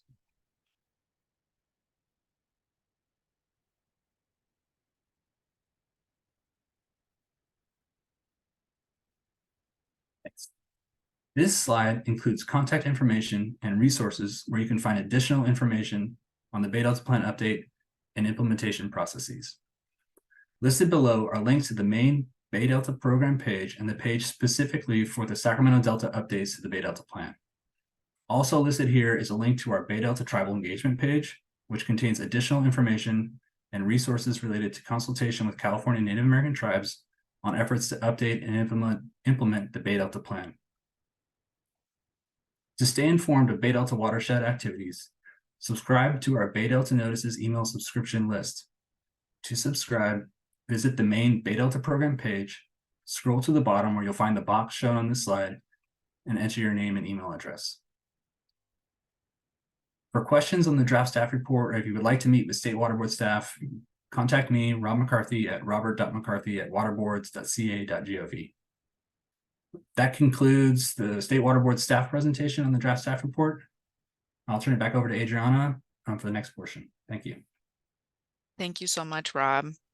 And we can stay on that the previous slide, just so folks have an opportunity to capture any web pages. I also want to make note that Nicole and Jose have added a couple of links in the chat, as well as some emails where you can contact Rob and then submit your written comments. So we have now transitioned to the question and answer portion of our workshop. So as a reminder, if you would like to ask a question or share any thoughts, you are welcome to raise your hand and you select more reaction, raise hand feature. You're also welcome to chat your question in the chat if you are unable to unmute yourself, and we can read that for you. So while we're doing that, I want to circle back to Crystal's question in the chat. Crystal chatted, we would like formal designation of TBUs. So I'd like to pass it to Diane to explore designation of TBUs and what that means. Thank you, Adriana. As we explained in the staff presentation, this is something that we've had a lot of discussion about, and we've been working with our counterparts at the regional water quality control boards. That's generally the place where beneficial uses are designated. We do plan to expedite that process and continue that work to get the designations for the stream segments in the Bay Delta watershed. But we also encourage your comments on this if you have suggestions for how that process can go more quickly and incorporate the information that we need from the tribes on tribal beneficial uses, then we really appreciate that type of input and do continue to plan to try to find ways to expedite that process and make sure that we're covering tribal beneficial uses. That being said, as we've indicated, even if a beneficial use isn't designated, if the use exists, that use should still be protected under the water code. So if we're proceeding with projects and you believe there's a concern related to protection of tribal beneficial uses, just because there isn't a designation doesn't mean that that is a concern that can be raised and would be something that the board would address through its processes. So while the designation I think is an important acknowledgement, it doesn't preclude the consideration of a beneficial use that exists, even though it's not designated. And yeah, there's no follow-up questions. Thanks, Diane. I'll check in with Crystal, but just to confirm, even if the plan does not designate tribal beneficial uses, if a project comes up, the State Water Board will consider tribal beneficial uses to evaluate those impacts. Is that correct? To the extent that a tribe comments on another project and identifies that there's a concern with protection of tribal beneficial uses, and yes, that is something that would be considered in the State Water Board's processes, as well as the regional water boards, water quality control, water quality permitting processes. Awesome. Thank you, Diane. And then just one more clarification. You spoke about it and Samantha spoke about it, but could you just one more time clarify what's the difference between incorporation of tribal beneficial uses and designation of tribal beneficial uses? So what is being proposed right now in the draft staff report? What we're acknowledging in the drafts, what we're proposing to acknowledge in this draft staff report is that there are tribal beneficial uses in the watershed without designating the actual stream segments that those beneficial uses exist in, and instead working with the regional water quality control boards on that designation process, because it does involve other considerations that aren't part of the board's process. This process to update the Bay Delta plan is focused on the protection of fish and wildlife beneficial uses.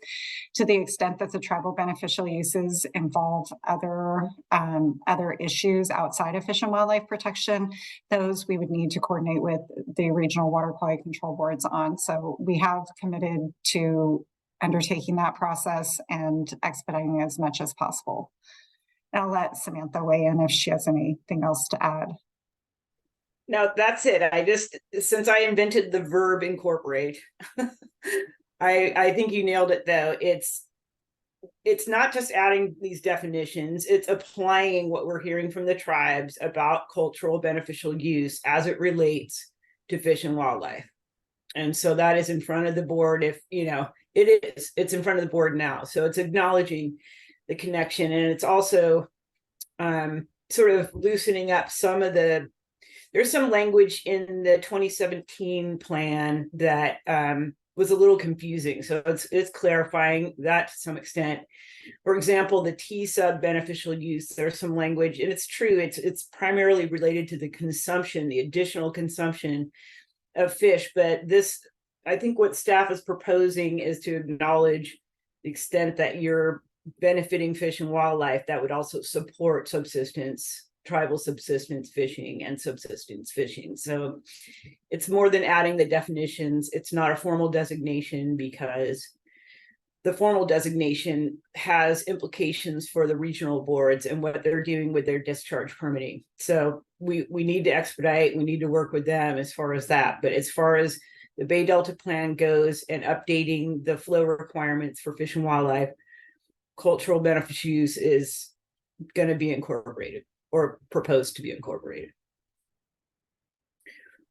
Thank you both. I want to circle back and check in with Crystal. Crystal, any follow-up reactions or reflections?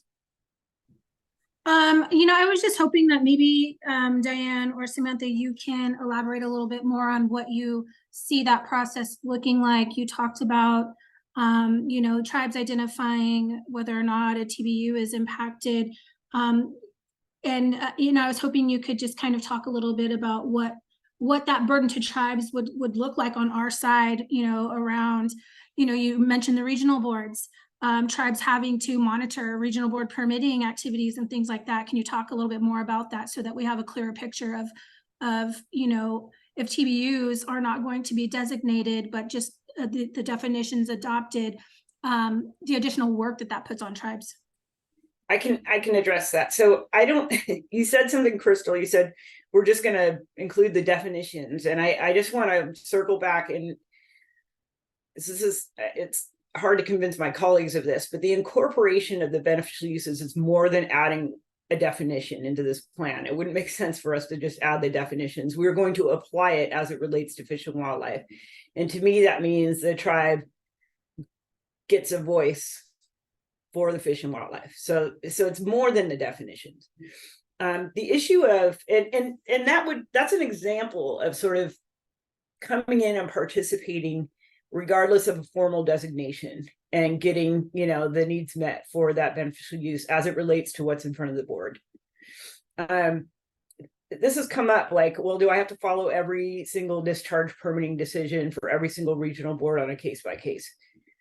I get that, but I want to point out that even if a tribal beneficial use was formally designated, the water board needs to hear, both regional boards and state board needs to hear from the tribes about what the use is specifically and what protection measures it needs. And I think some of the holdup is, we've got people trained in fish resources, we've got people with expertise on a number of things, but tribal beneficial use is sort of new for us. And so I think that tribes are engaged, at least on water right matters that are going to come before the board, but you really need to do that participation regardless of whether there's a formal designation on the books or not, because that's how we would learn about how to adequately protect the use. And I will acknowledge it's a lot of work, and it will probably involve prioritizing what's the most important issues for the tribes. But I thought that would help because I think people are putting a lot of weight on a formal designation. And I think that's really the first step. It's kind of a paper exercise. The real work happens during on a permitting level, case by case. And I think that workload exists regardless of where we are in the designation process.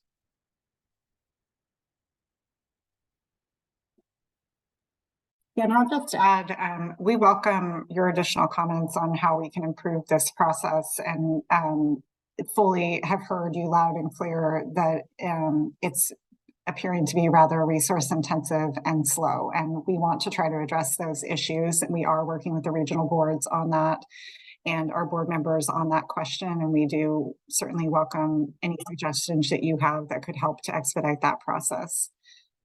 And then again, also on the individual permitting activities, I think, you know, you're also welcome as we go through the State Water Board or the Regional Water Board are making individual permitting decisions to provide comments specifically related to those projects and identify concerns that may exist with protection of tribal beneficial uses. We would welcome those comments as well.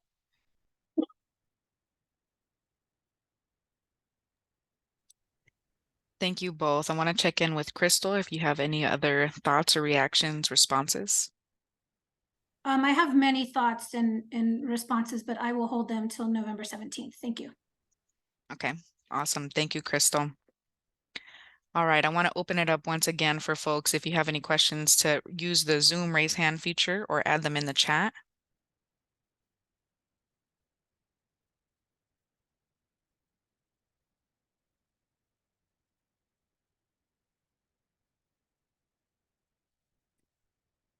And it looks like we don't have any questions, so I'd like to ask the group, you know, we had previously scheduled the harmful algal bloom presentation to take place at 4. And so I'd like to poll the tribal representatives that are on the line with us right now. If you would be open to starting that presentation now, we could take a short break, come back maybe at 3 p.m. and start the harmful algal bloom presentation and potentially end early. If that's something that you would be interested in, go ahead and hit a reactions button and let me know if you would be in agreement. It's either a thumbs up if you would be in agreement with moving forward and doing the harmful algal bloom presentation at 3 p.m. versus 4 p.m. I see Jay and Crystal. I see Emily as well. Tom.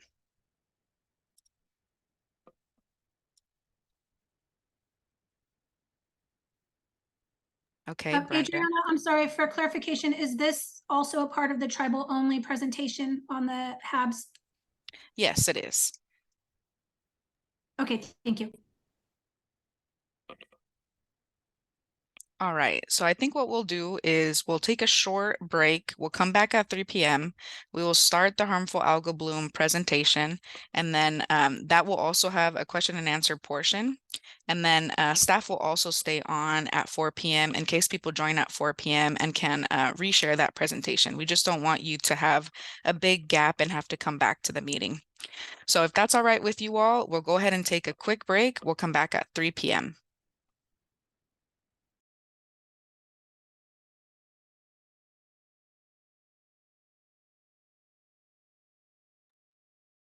All right, everyone, welcome back from our short break. So we're going to go ahead and transition to our presentation on harmful algal blooms. But before we do, I see that Sherry did have a question in the chat. So I'm going to check in with you, Sherry, if you'd like to unmute and share your question before we jump into this next presentation.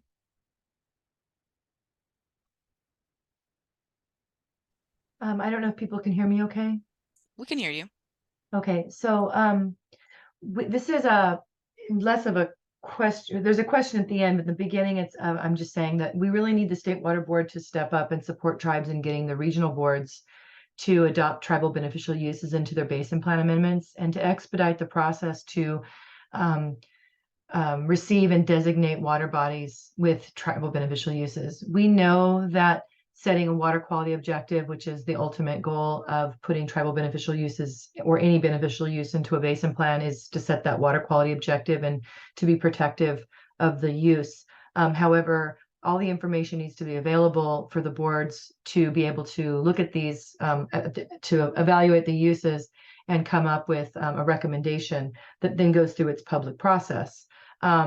So right now, what we're seeing is that some of the regional boards are requiring that the tribes provide a water quality objective before they are able to designate water bodies or to put it into their basin plan. And that to me looks like they're trying to prohibit maybe, tribes into having their information be considered in the basin plan. If there's a possibility that a water quality objective that's provided by any beneficial use makes it difficult for another beneficial use, those are a time to be weighted.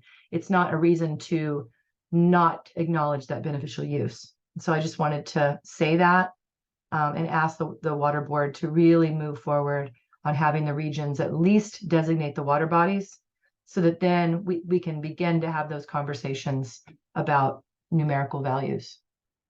Thanks. Thank you, Sherry. And yes, we are working with the regional boards, and we understand what a high priority issue this is for the tribes. And we are strategizing and trying to figure out ways to expedite that process. And we hear you loud and clear, but also encourage you to continue to provide those comments to the board before the public, so that everybody understands how important this issue is. And we will continue to follow up. And if you have any suggestions on the process and ways to streamline the process and ways that water board staff can support tribes in this effort, we're all ears. We'd appreciate hearing that input. Thanks. And also, maybe before we go to the HAB's presentation, maybe one more round of if anyone has questions. We have plenty of time, so if there are, I think we want to make sure we're providing space if there are any additional questions. Thank you, Diane. Thank you, Sherry. Yeah, we'll go to Crystal, and if anyone else, if anyone else has questions, feel free to raise your hand. But we'll go with Crystal next. Hi, thank you, Adriana. So I did just want to ask one question around participants in this meeting today. So I did notice that there are folks from DWR and CDFW in this meeting, and then I saw earlier that Felicia Marcus was also joining us, and I just wanted to find out if you guys could kind of explain for those participants today. Yes, I'd be happy to cover DWR and DFW. They are here in the event that you had questions related to the voluntary agreement, so I think their staff are available to answer those questions. So that's the reason why they're here today. Felicia, I believe we were assuming was associated with some of the tribes that are being represented by Stanford, but I can let Felicia speak for herself.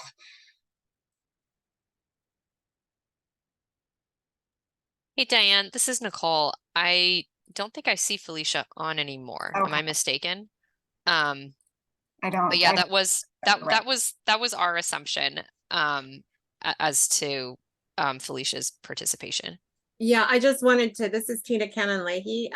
I did ask Felicia and she said she was here for Stanford. So okay, thank you. Yeah. Thank you for that clarification. Appreciate it. Yeah, good question. Thank you. There have been some folks who have joined, and we have asked them to leave the meeting. So thanks for flagging that. All right. Any other questions from folks?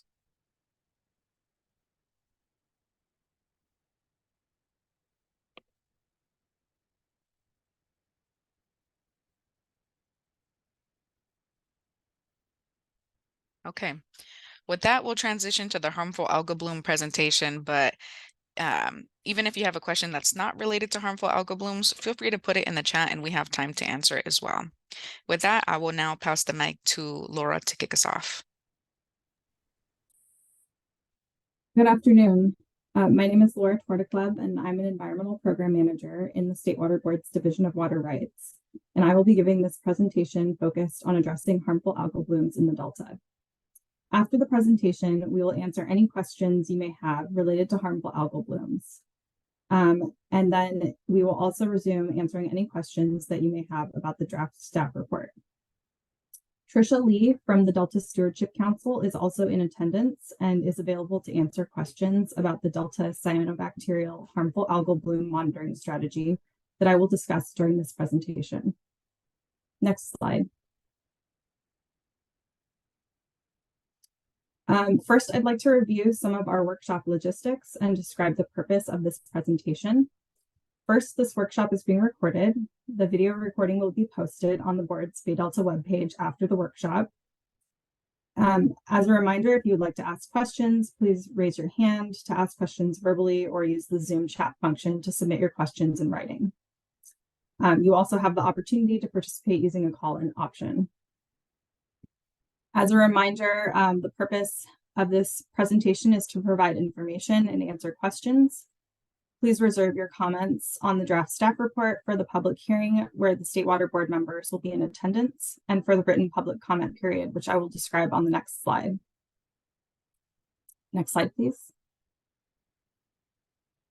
So as Rob mentioned earlier, the State Water Board will hold a multi-day public hearing where tribal representatives and stakeholders will have the opportunity to provide oral comments on the draft staff report.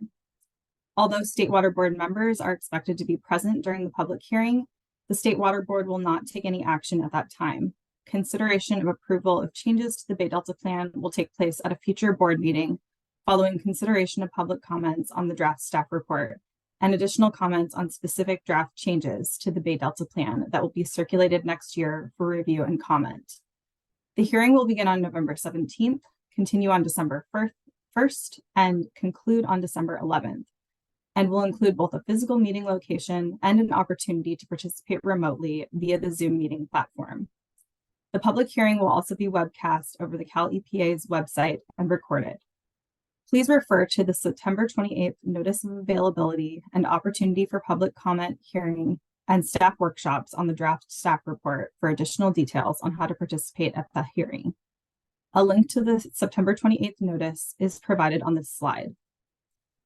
The board is also accepting written comments on the draft staff report. Written comments should be emailed to staff at sacdeltacomments@waterboards.ca.gov by December 15th, 2023. Next slide, please. This slide provides an overview of the harmful algal blooms presentation. I will begin with a brief background on harmful algal blooms, or HABs, in the Bay Delta watershed, followed by an overview of the harmful algal blooms discussion in the draft staff report. Next, I will provide information about the Delta cyanobacterial harmful algal bloom monitoring strategy that is in development, along with information about opportunities to provide feedback on the strategy and the State Water Board's coordination and role in helping to implement the strategy. Following the presentation, we will have a question and answer session about the content of this presentation. Next slide.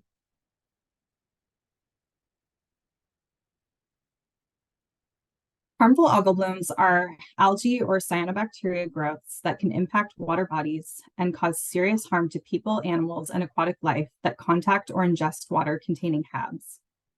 HABs have been reported at multiple locations within the Sacramento Delta watershed under existing conditions, including in multiple lakes and reservoirs, canals, and riverine locations, as well as within the Delta. Some locations where HABs occur in the watershed include Clear Lake, Black Butte Lake, Sacramento River, Folsom Reservoir, Lake Berryessa, Oroville Reservoir, and Shasta Reservoir. Generally, HABs form at lower elevations, but HABs have also been reported in some upper watershed reservoirs. Since 1999, HABs have also occurred annually at varying levels throughout the Delta in locations including the Stockton Waterfront, Discovery Bay, and Franks Tract. Through the process of updating the Bay Delta Plan, the State Water Board, or BORD for short, has heard significant concerns from tribes, environmental justice groups, and members of the public about worsening HABs in the Delta, including concerns that flow and water quality conditions are contributing to HABs formation. As a result of these concerns, the State Water Board is engaging in actions to address Delta HABs. These actions are described in the draft staff report in support of Sacramento Delta updates to the Bay Delta Plan. Over the next few slides, I will briefly describe the staff report's discussion on HABs. Next slide, please. Harmful algal blooms are discussed in chapters 4, 5, chapter 7, section 7.12, and chapter 9 in the draft staff report. Chapter 4 provides background information on HABs, including current knowledge of their drivers and impacts as an aquatic ecosystem stressor. Chapter 5 describes Delta HABs actions being taken by the State Water Board and other entities, including a description of the Delta cyanobacterial HAB monitoring strategy, and how the State Water Board has committed to coordinating with other agencies to help implement the strategy. I will discuss the strategy more later in this presentation. Section 7.12.1 evaluates the potential water quality impacts of the proposed plan amendments and includes a discussion of possible effects on the production of harmful algal blooms. This chapter also identifies several mitigation measures that could be implemented to avoid or reduce impacts from HAB-related water quality impacts on the environment. Chapter 9, and specifically section 9.7.12.1, evaluates the potential water quality impacts of the proposed VAs and includes a discussion of possible effects on the production of HABs. Next slide, please. The Sacramento Delta update to the Bay Delta Plan could affect production of harmful algal blooms. As I described previously, HABs are an existing concern in the Sacramento Delta watershed. Several studies indicate that low flows through the Delta are associated with increased HAB formation. HABs are also more frequent and severe in dry years. The flow alternatives and proposed VAs would be expected to result in increased flows in the spring that could potentially lead to reduced HAB formation and invasive aquatic vegetation in the Delta to varying degrees based on the increased level of flow, although more research is needed to better understand how increasing spring flows will affect HABs in the Delta. However, reduced Delta inflows in summer and fall could result in increased production of HABs and invasive aquatic vegetation in some Delta channels at some times. Lower reservoir levels could also lead to shallower, warmer, more stable water column conditions in some reservoirs, which could increase the production of HABs. These effects would be greater at higher levels of unimpaired flow identified in the draft staff report and lesser at lower flow levels. The draft staff report identifies several mitigation measures that could be implemented to reduce or avoid HAB-related water quality impacts. Next slide, please.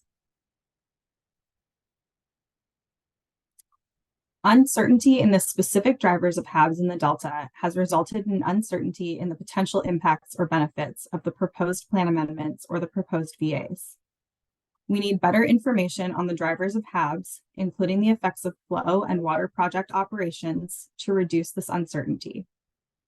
To address this knowledge gap, the program of implementation is proposed to identify commitments by the State Water Board in coordination with other agencies and stakeholders to undertake actions to better understand HABs and possible control mechanisms. The board has already started on these efforts by funding research into HABs drivers and the development of HABs monitoring designs. Related to these efforts, the Delta Cyanobacterial HAB monitoring strategy, facilitated by the Delta Stewardship Council, will be available for public review next year. I will describe this strategy in more detail over the next few slides, including the board's commitment to helping implement the strategy. Next slide, please. The Delta Cyanobacterial HAB monitoring strategy is intended to guide the development of a coordinated Delta-wide monitoring program that, if implemented, will improve our understanding of HAB's status and trends in the Delta, HABs drivers, and help to identify possible management and mitigation measures. The need for a coordinated approach to HABs monitoring was expressed by many members of the Delta science community. The Central Valley Regional Water Board and California Department of Fish and Wildlife approached the Delta Stewardship Council's Delta Science Program to facilitate this process in 2022. The mission of the Delta Science Program is to provide the best possible unbiased scientific information to inform water and environmental decision-making in the Delta, and as a trusted boundary organization, was sought to be a facilitator for this complex and multifaceted issue.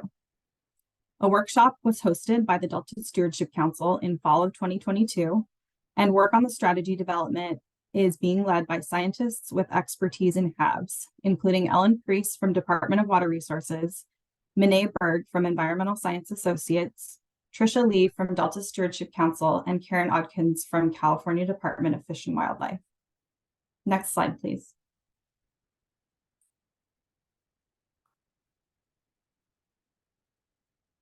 Currently, Delta HAB monitoring efforts are not adequately coordinated among agencies, tribes, and community monitoring groups. Current HAB monitoring consists of a combination of shorter-term or smaller-scale special studies with some long-term monitoring. The map on this slide shows existing monitoring locations for HABs monitoring by several agencies working in the Delta, including U.S. Geological Survey and Department of Water Resources. Existing monitoring has shown that variables such as water temperature, nutrients, and residence time are important influences on HAB formation in the Delta. Yet because monitoring efforts are not adequately coordinated, we lack detailed, comprehensive information about HAB status and trends and the drivers of HABs that are needed to effectively forecast, manage, and mitigate for HABs. A community-led cyanobacterial HAB strategy is needed to guide the development of a coordinated Delta-wide HAB monitoring program that will reflect the management needs and interests of agencies, tribes, and community members throughout the Delta. Next slide, please. This slide presents the draft goals of the monitoring strategy. The intent of this strategy is to unify disparate efforts like those mentioned in the previous slides and obtain more standardized data that is collected to address specific management questions. Additionally, there is significant demand for increasing data sharing and reporting so that information regarding HABs is more widely available on a timely basis. The authors of the strategy seek to make this strategy as useful for as many groups as possible and are seeking to work more closely with individuals who are interested in providing input. Additionally, this work will be community-oriented and also requires community support. The authors are aware that there is no dedicated funding or staffing specific to this effort and plan to explicitly include responsible parties for implementation of the strategy. For example, goal number 3 is work that the State Water Board Division of Water Rights is helping to fund and implement under the guidance of the strategy. Next slide, please. The Delta Science Program is interested in incorporating tribal perspectives throughout the development of the Delta cyanobacterial HAB monitoring strategy. Delta Science Program staff can coordinate with interested groups at this time to provide more information about the strategy, including draft priority management questions, answer questions, and take feedback from tribal representatives. If you are interested in more information on the development of the strategy, reach out to the Delta Stewardship Council's tribal liaison at tribal.liaison@deltacouncil.ca.gov. Workgroup meetings for community collaboration will begin in January of 2024 to refine sections of the strategy before it is finalized. The draft strategy document will be released for public comment in spring of 2024. Next slide, please. You can find more information about the Delta cyanobacterial HAB strategy by accessing the ResearchGate website link or scanning the QR code shown on this slide.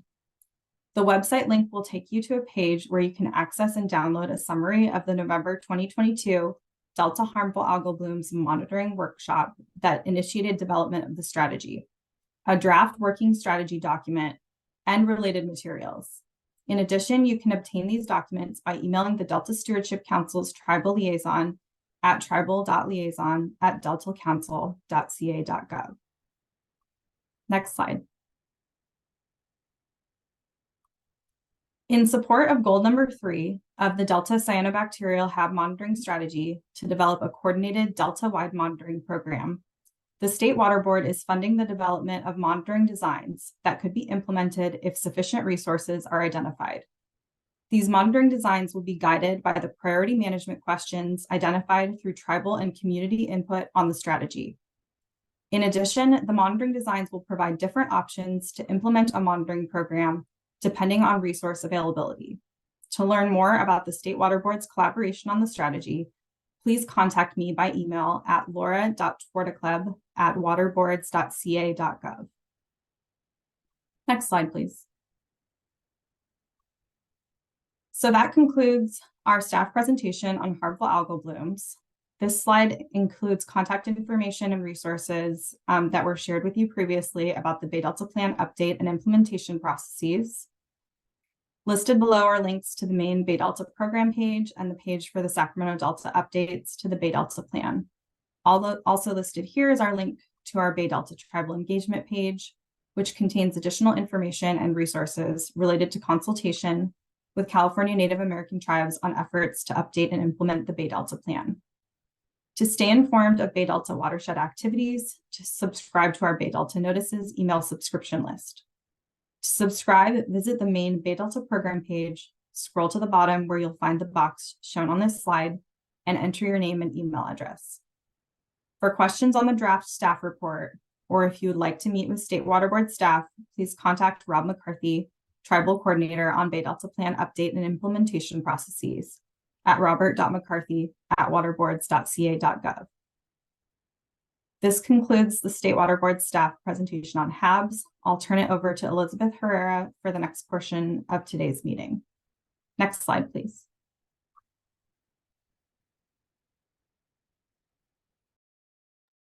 Thank you, Laura. All right, folks. So we have an opportunity to ask any questions or any reactions to Laura's presentation. I also want to acknowledge we have our colleagues from other agencies here available to answer questions as well. You feel free to raise your hand via the Zoom or add your questions in the chat.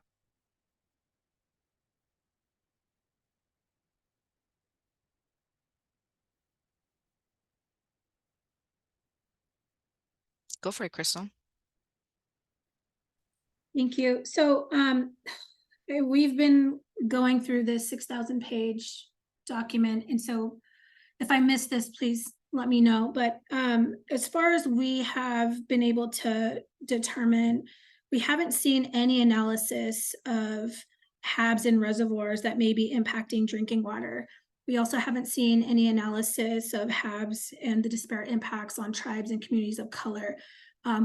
Will that be included? What's the opportunity for you all to do some more of that analysis? And then the third thing is you mentioned some potential funding for HABs monitoring, which I think is wonderful and is needed and a step in the right direction. And then I just wanted to ask, relatedly, how do you see, or do you see an opportunity for that funding to extend to water quality monitoring for tribes across the board?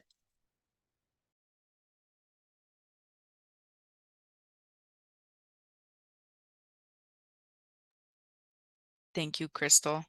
So maybe for the first question related to disparate impacts, Laura, are you able to address that, or Diane? I'd like to address the reservoir impact. I mean, that impact analysis is in the surface water sections of Chapter 7 and Chapter 9.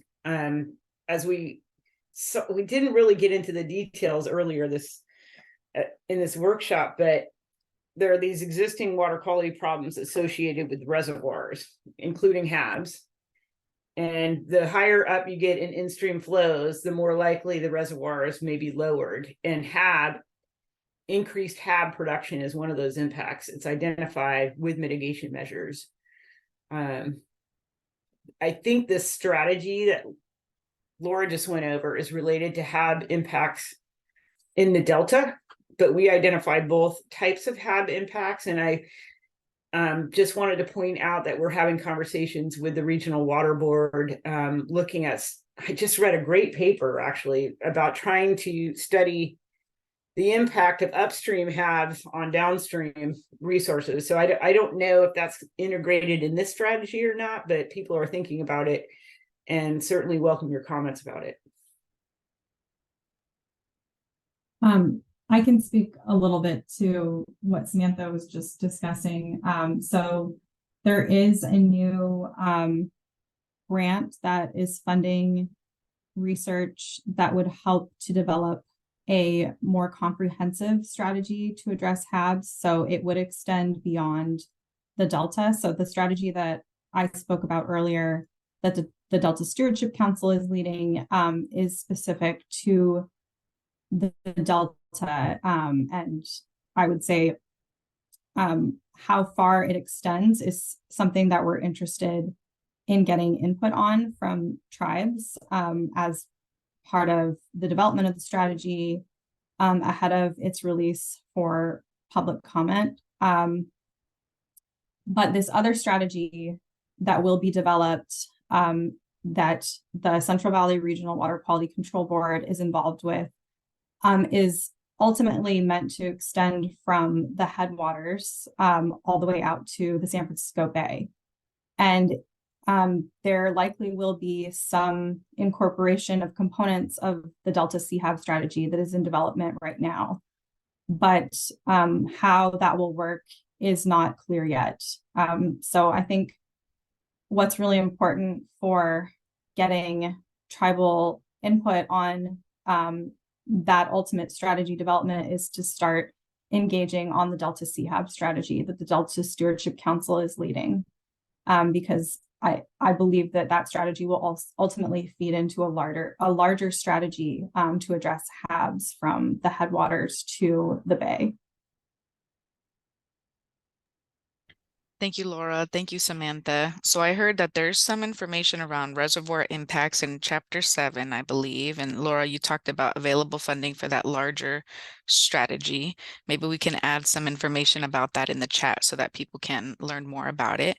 But I think if I heard Crystal's question, I think there was another question around disparate impacts of HABs on tribes or environmental justice communities. And so could you all share if there's any area of the report where that type of analysis takes place? Where could people find information about that? Does that exist?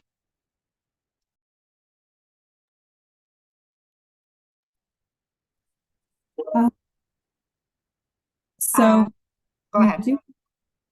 Oh, sorry. Go ahead, Diane.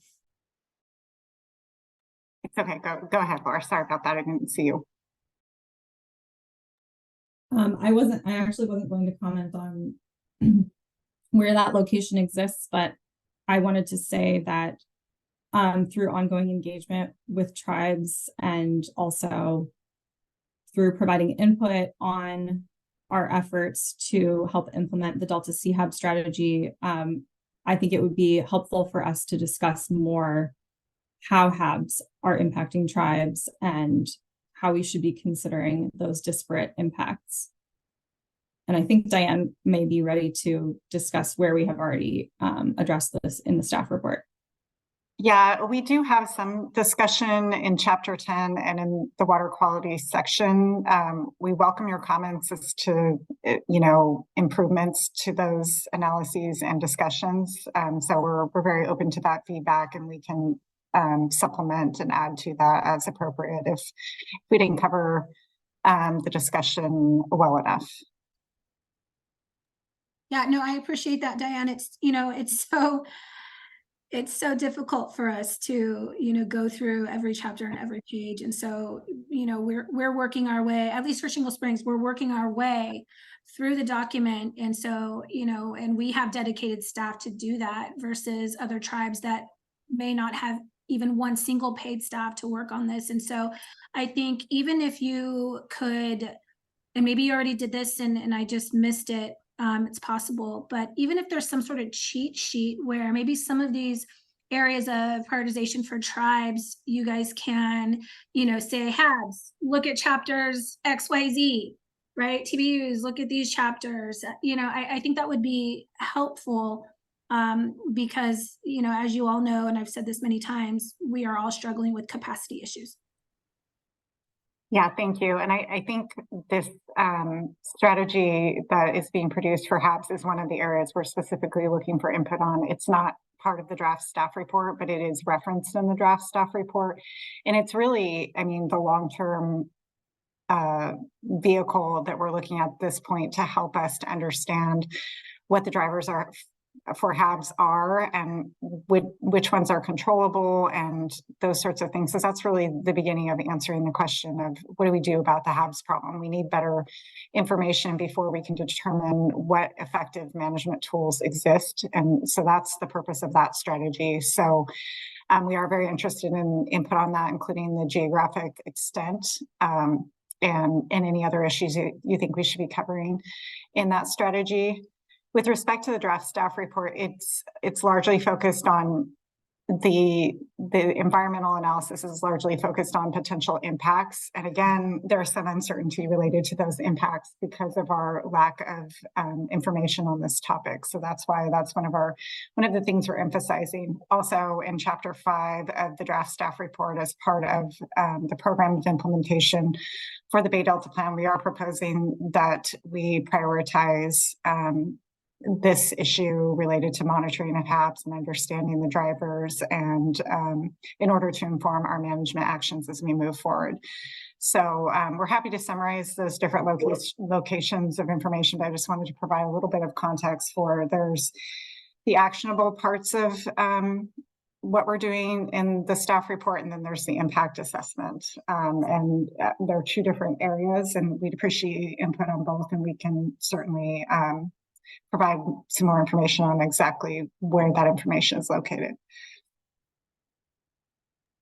Thank you. I appreciate that. And I really appreciate that you talked about, you know, geographically in those challenges, because as you all know, you know, some of our tribes understand and know through our indigenous knowledge that the delta far exceeds your statutorily defined delta. Sorry, I'm losing my voice, you guys. But you know, so if there's funding available that, you know, allows for some of the HAB testing and monitoring that goes beyond what has been statutorily defined, and really, you know, looks to addressing the problem within our tribally defined boundary of the Delta, I think that would be, you know, wonderful, and maybe something that we can work together on to make happen. Sounds great. I want to add, in addition to us requesting information on the geographic area that is most important for HABs monitoring, some of the other priority information needs for helping to develop the strategy are: what information do you need for monitoring and managing HABs that are specific to the tribal communities? And then we'll also be seeking input on the priority management questions, recognizing that different members of the Delta community may have different priorities in terms of managing HABs, including the tribes may have different priorities.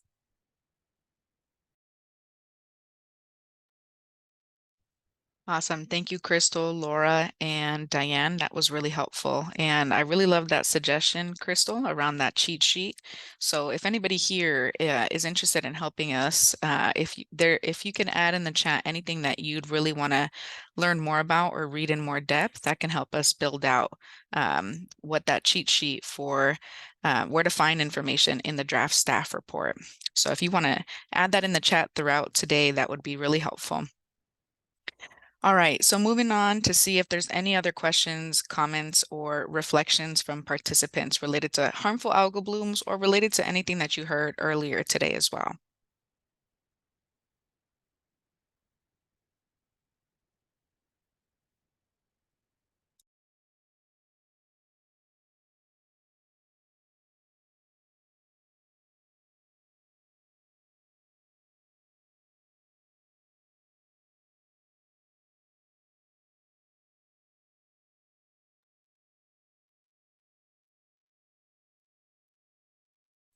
Maybe, Adriana, why people are thinking I can let those who put forward a request for panel presentations know that we are working on a response to you. We are going to grant your request for panel presentations in the time frame that you asked for them. So just a heads up, while it takes us a little bit of time to get that response out. I think some of the entities that are on those panels are present in today's meeting. Awesome. Thank you, Diane. And is there still space for additional panels in case anyone on the call is interested in requesting to be part of that?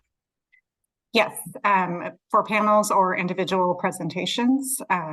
Panels we'd like to know as soon as possible so that we can organize the day. We are trying to sort all the panels out and make sure that we have adequate time allotted to everyone. So if there are any additional panels, we request to know that as soon as we can. And then the individual speakers, we can continue to accept the individual speakers as well. Great. Thank you, Diane. All right, I don't see any more questions in the chat, and I don't see any more hands up. So I want to check in with staff if there are any final thoughts. Otherwise, we can maybe wrap up with just a reminder of a couple of key dates and next steps. And then we'll take a short break, and then staff will be here again at 4 p.m. to redo the harmful algal bloom presentation in case anyone wasn't available to hear it when we started at 3 p.m. So checking in with staff if there are any final thoughts. Otherwise, if somebody could just share a couple reminders for key next steps and timelines. I'll just say thank you all again for spending your valuable time with us to go over this topic area. I know it's a really dense subject matter and we appreciate your attention to it, and we're happy to provide any assistance that you need with navigating the draft staff report or the board's processes. We know they're complicated. We know there are a lot of ongoing processes that are similar and related to one another, and it can get confusing and overwhelming. And so we wanted to let you know we're here to help with anything we can with your participation in our processes. And again, thank you very much for being here today. In terms of timeline, maybe we can go back to the timeline slide, a couple slides before.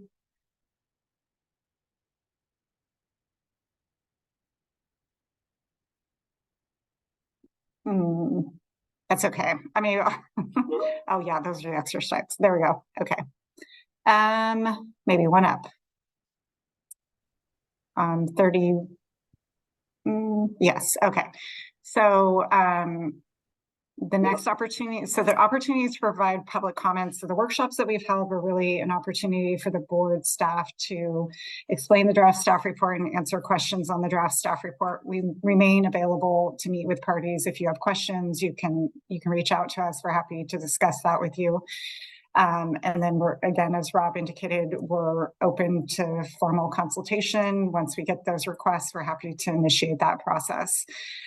In addition, the opportunities for public comments before the full State Water Board are on November 17th, December 1st, and December 11th. We are requesting that parties register in advance. There's more information about registering for the hearing days in the notice. We can send that along to you if you need that as well. We are accommodating panel presentations and individual presenters. So that will be a great opportunity for you all to share your perspectives with our board members, the decision makers on the update to the Bay Delta Plan. And I know that they will appreciate your input and are looking forward to hearing your thoughts on the draft staff report.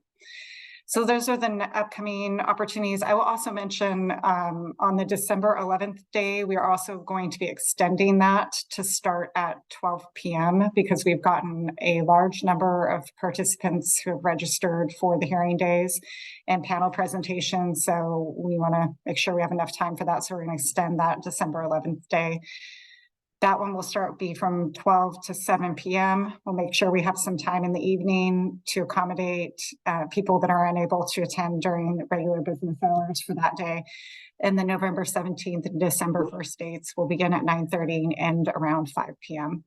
And all of those hearing days are hybrid hearings, so you can either participate in person or you can participate remotely via Zoom. It's up to you how you'd like to participate.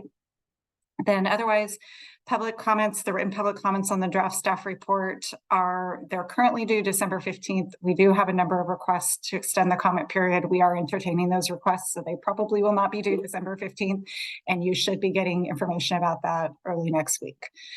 And then I want to add, in addition to the consultation requests, for technical additions to the staff report, mitigation measures, the things we talked about earlier, I want to extend the invitation to just have technical folks reach out to Rob so that we can make that happen quicker.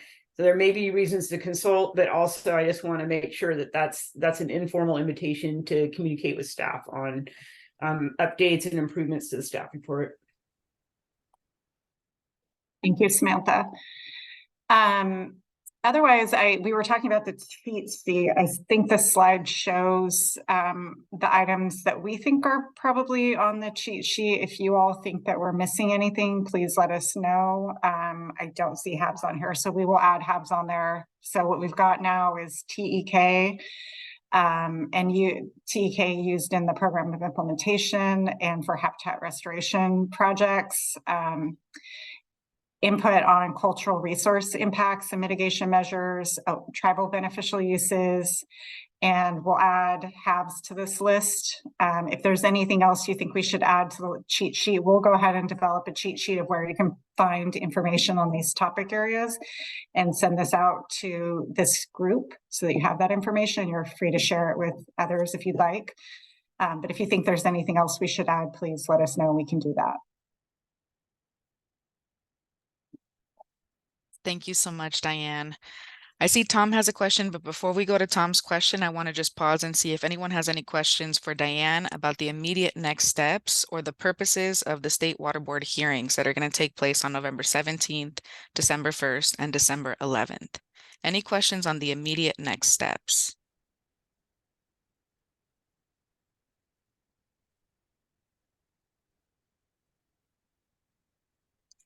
All right. With that, we'll go to Tom's question, and if there's any other questions, we'll go to those next. Okay, Tom, thanks. While we've been talking, I looked up that 2.1-10 figure, which shows the percentage of flow in the delta as a whole and the tributaries. That's a very complex figure, and it would require a hydrologist, I think, to have any overall sense of the significance of adopting a 55% figure. Now, I gather that the staff report recommends a 55% outflow figure, but it's actually a range of 45 to 65. Let me just stop there. Is that right? That's correct. Yes.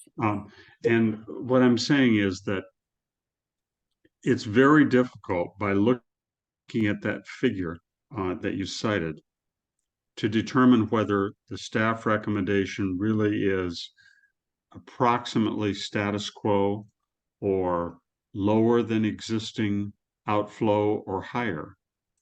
I can help with that question. So that figure is showing our modeled representation of existing baseline conditions. If you had a 55% of unimpaired flow requirement, all those numbers that are under 55% of unimpaired flow would be required to reach 55% of unimpaired flow. And if a tributary were 45, then 45. And if some were at 65, they'd have to be at 65. So overall, it would be an increase in flows compared to the baseline conditions. And our estimate of the additional flow that would be required is in the neighborhood of 1.5 million acre feet. So it's a substantial amount of additional flow that would be required under a 55% of unimpaired flow scenario. So, and we have, I can probably find better statistics for you on that in the draft staff report. Chapter 2 and Chapter 6. Chapter 6 includes the modeling information for the percent of unimpaired flow alternatives. And then Chapter 9 includes the modeling results for the voluntary agreements alternatives. So you can see how much additional outflow on average in different water year types there is under the percent of unimpaired flow scenarios. It does vary quite a bit based on the year. If you have a wetter year and conditions are already at a higher flow level, then it may have less effect, and in other years it'll have more of an effect. It's likely to have the most effect in the middle year types. So that hopefully that helps to answer your question. Thank you. That helps a great deal. Thank you. Good question. Thank you, Tom, for asking that, and thank you, Diane. All right, folks, we'll do one more pause for any questions.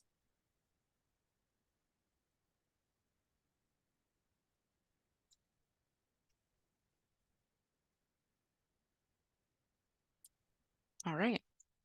Well, with that, I think we're going to go ahead and close out this meeting. Staff will stay on the Zoom in case any tribal representatives join at 4 p.m. to learn about HABs.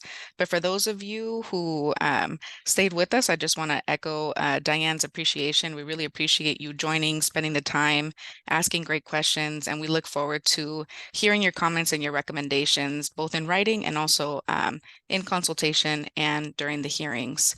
So thank you once again, and we will reach out to you once again once this recording is posted online. Thank you. Thank you. Thanks, everyone.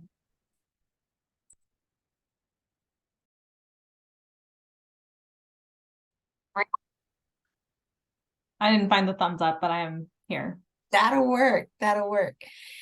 So we're going to do one more. I know we have a few tribal representatives still on the line, and we're going to do one more presentation of the HABs presentation, and then see if we have any further questions. So if there are, before we jump into that presentation, are there any questions that folks have now regarding any of the presentation today?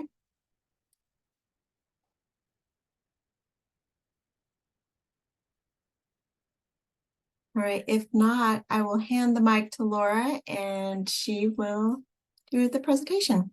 Thanks. Hi, so I just wanted to check if everyone wants to hear this presentation again. I don't see any new participants from when I gave it earlier. So can you participants provide an indication of whether you would like to hear this presentation? Or would you rather discuss questions on HABs or the staff report?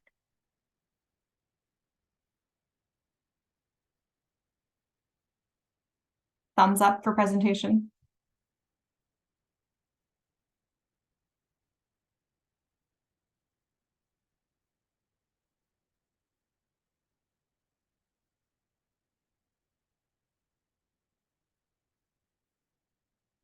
So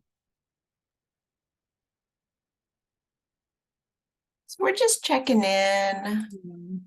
We're just checking in with Emily and Mark and Sherry. Are you guys interested in hearing the HABs presentation again? We're glad to do it. I know it's some weighty information. Or were there other questions or comments or things you wanted to discuss about today's presentations?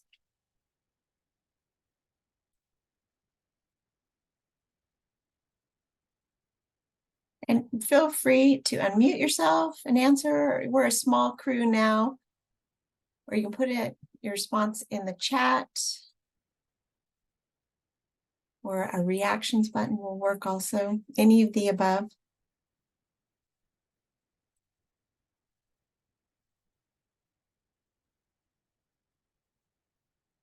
And I know sometimes maybe folks have stepped away because it was a 4-hour meeting, and I just want to confirm folks are still on the call besides our staff folks.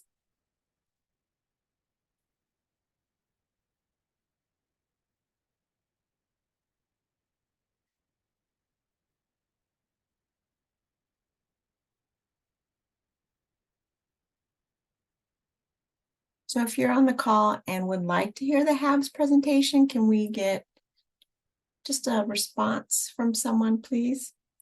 Otherwise, we may go ahead and conclude the meeting. We don't want to keep folks if they're not interested in another presentation. It is 4 o'clock on a Thursday afternoon. Okay, we'll give folks just a minute.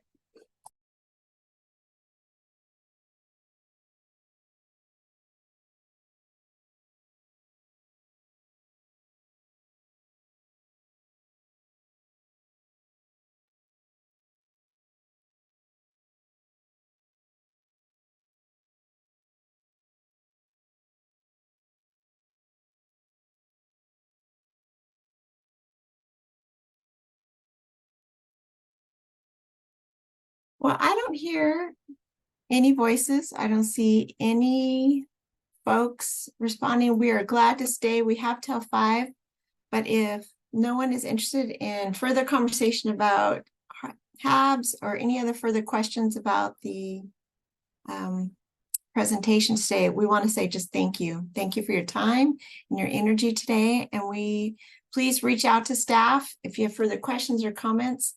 We appreciate you being here. So for now, good night. I'm gonna end. Thanks. Bye. Thank you. Thanks, Elizabeth. Thank you. Bye-bye.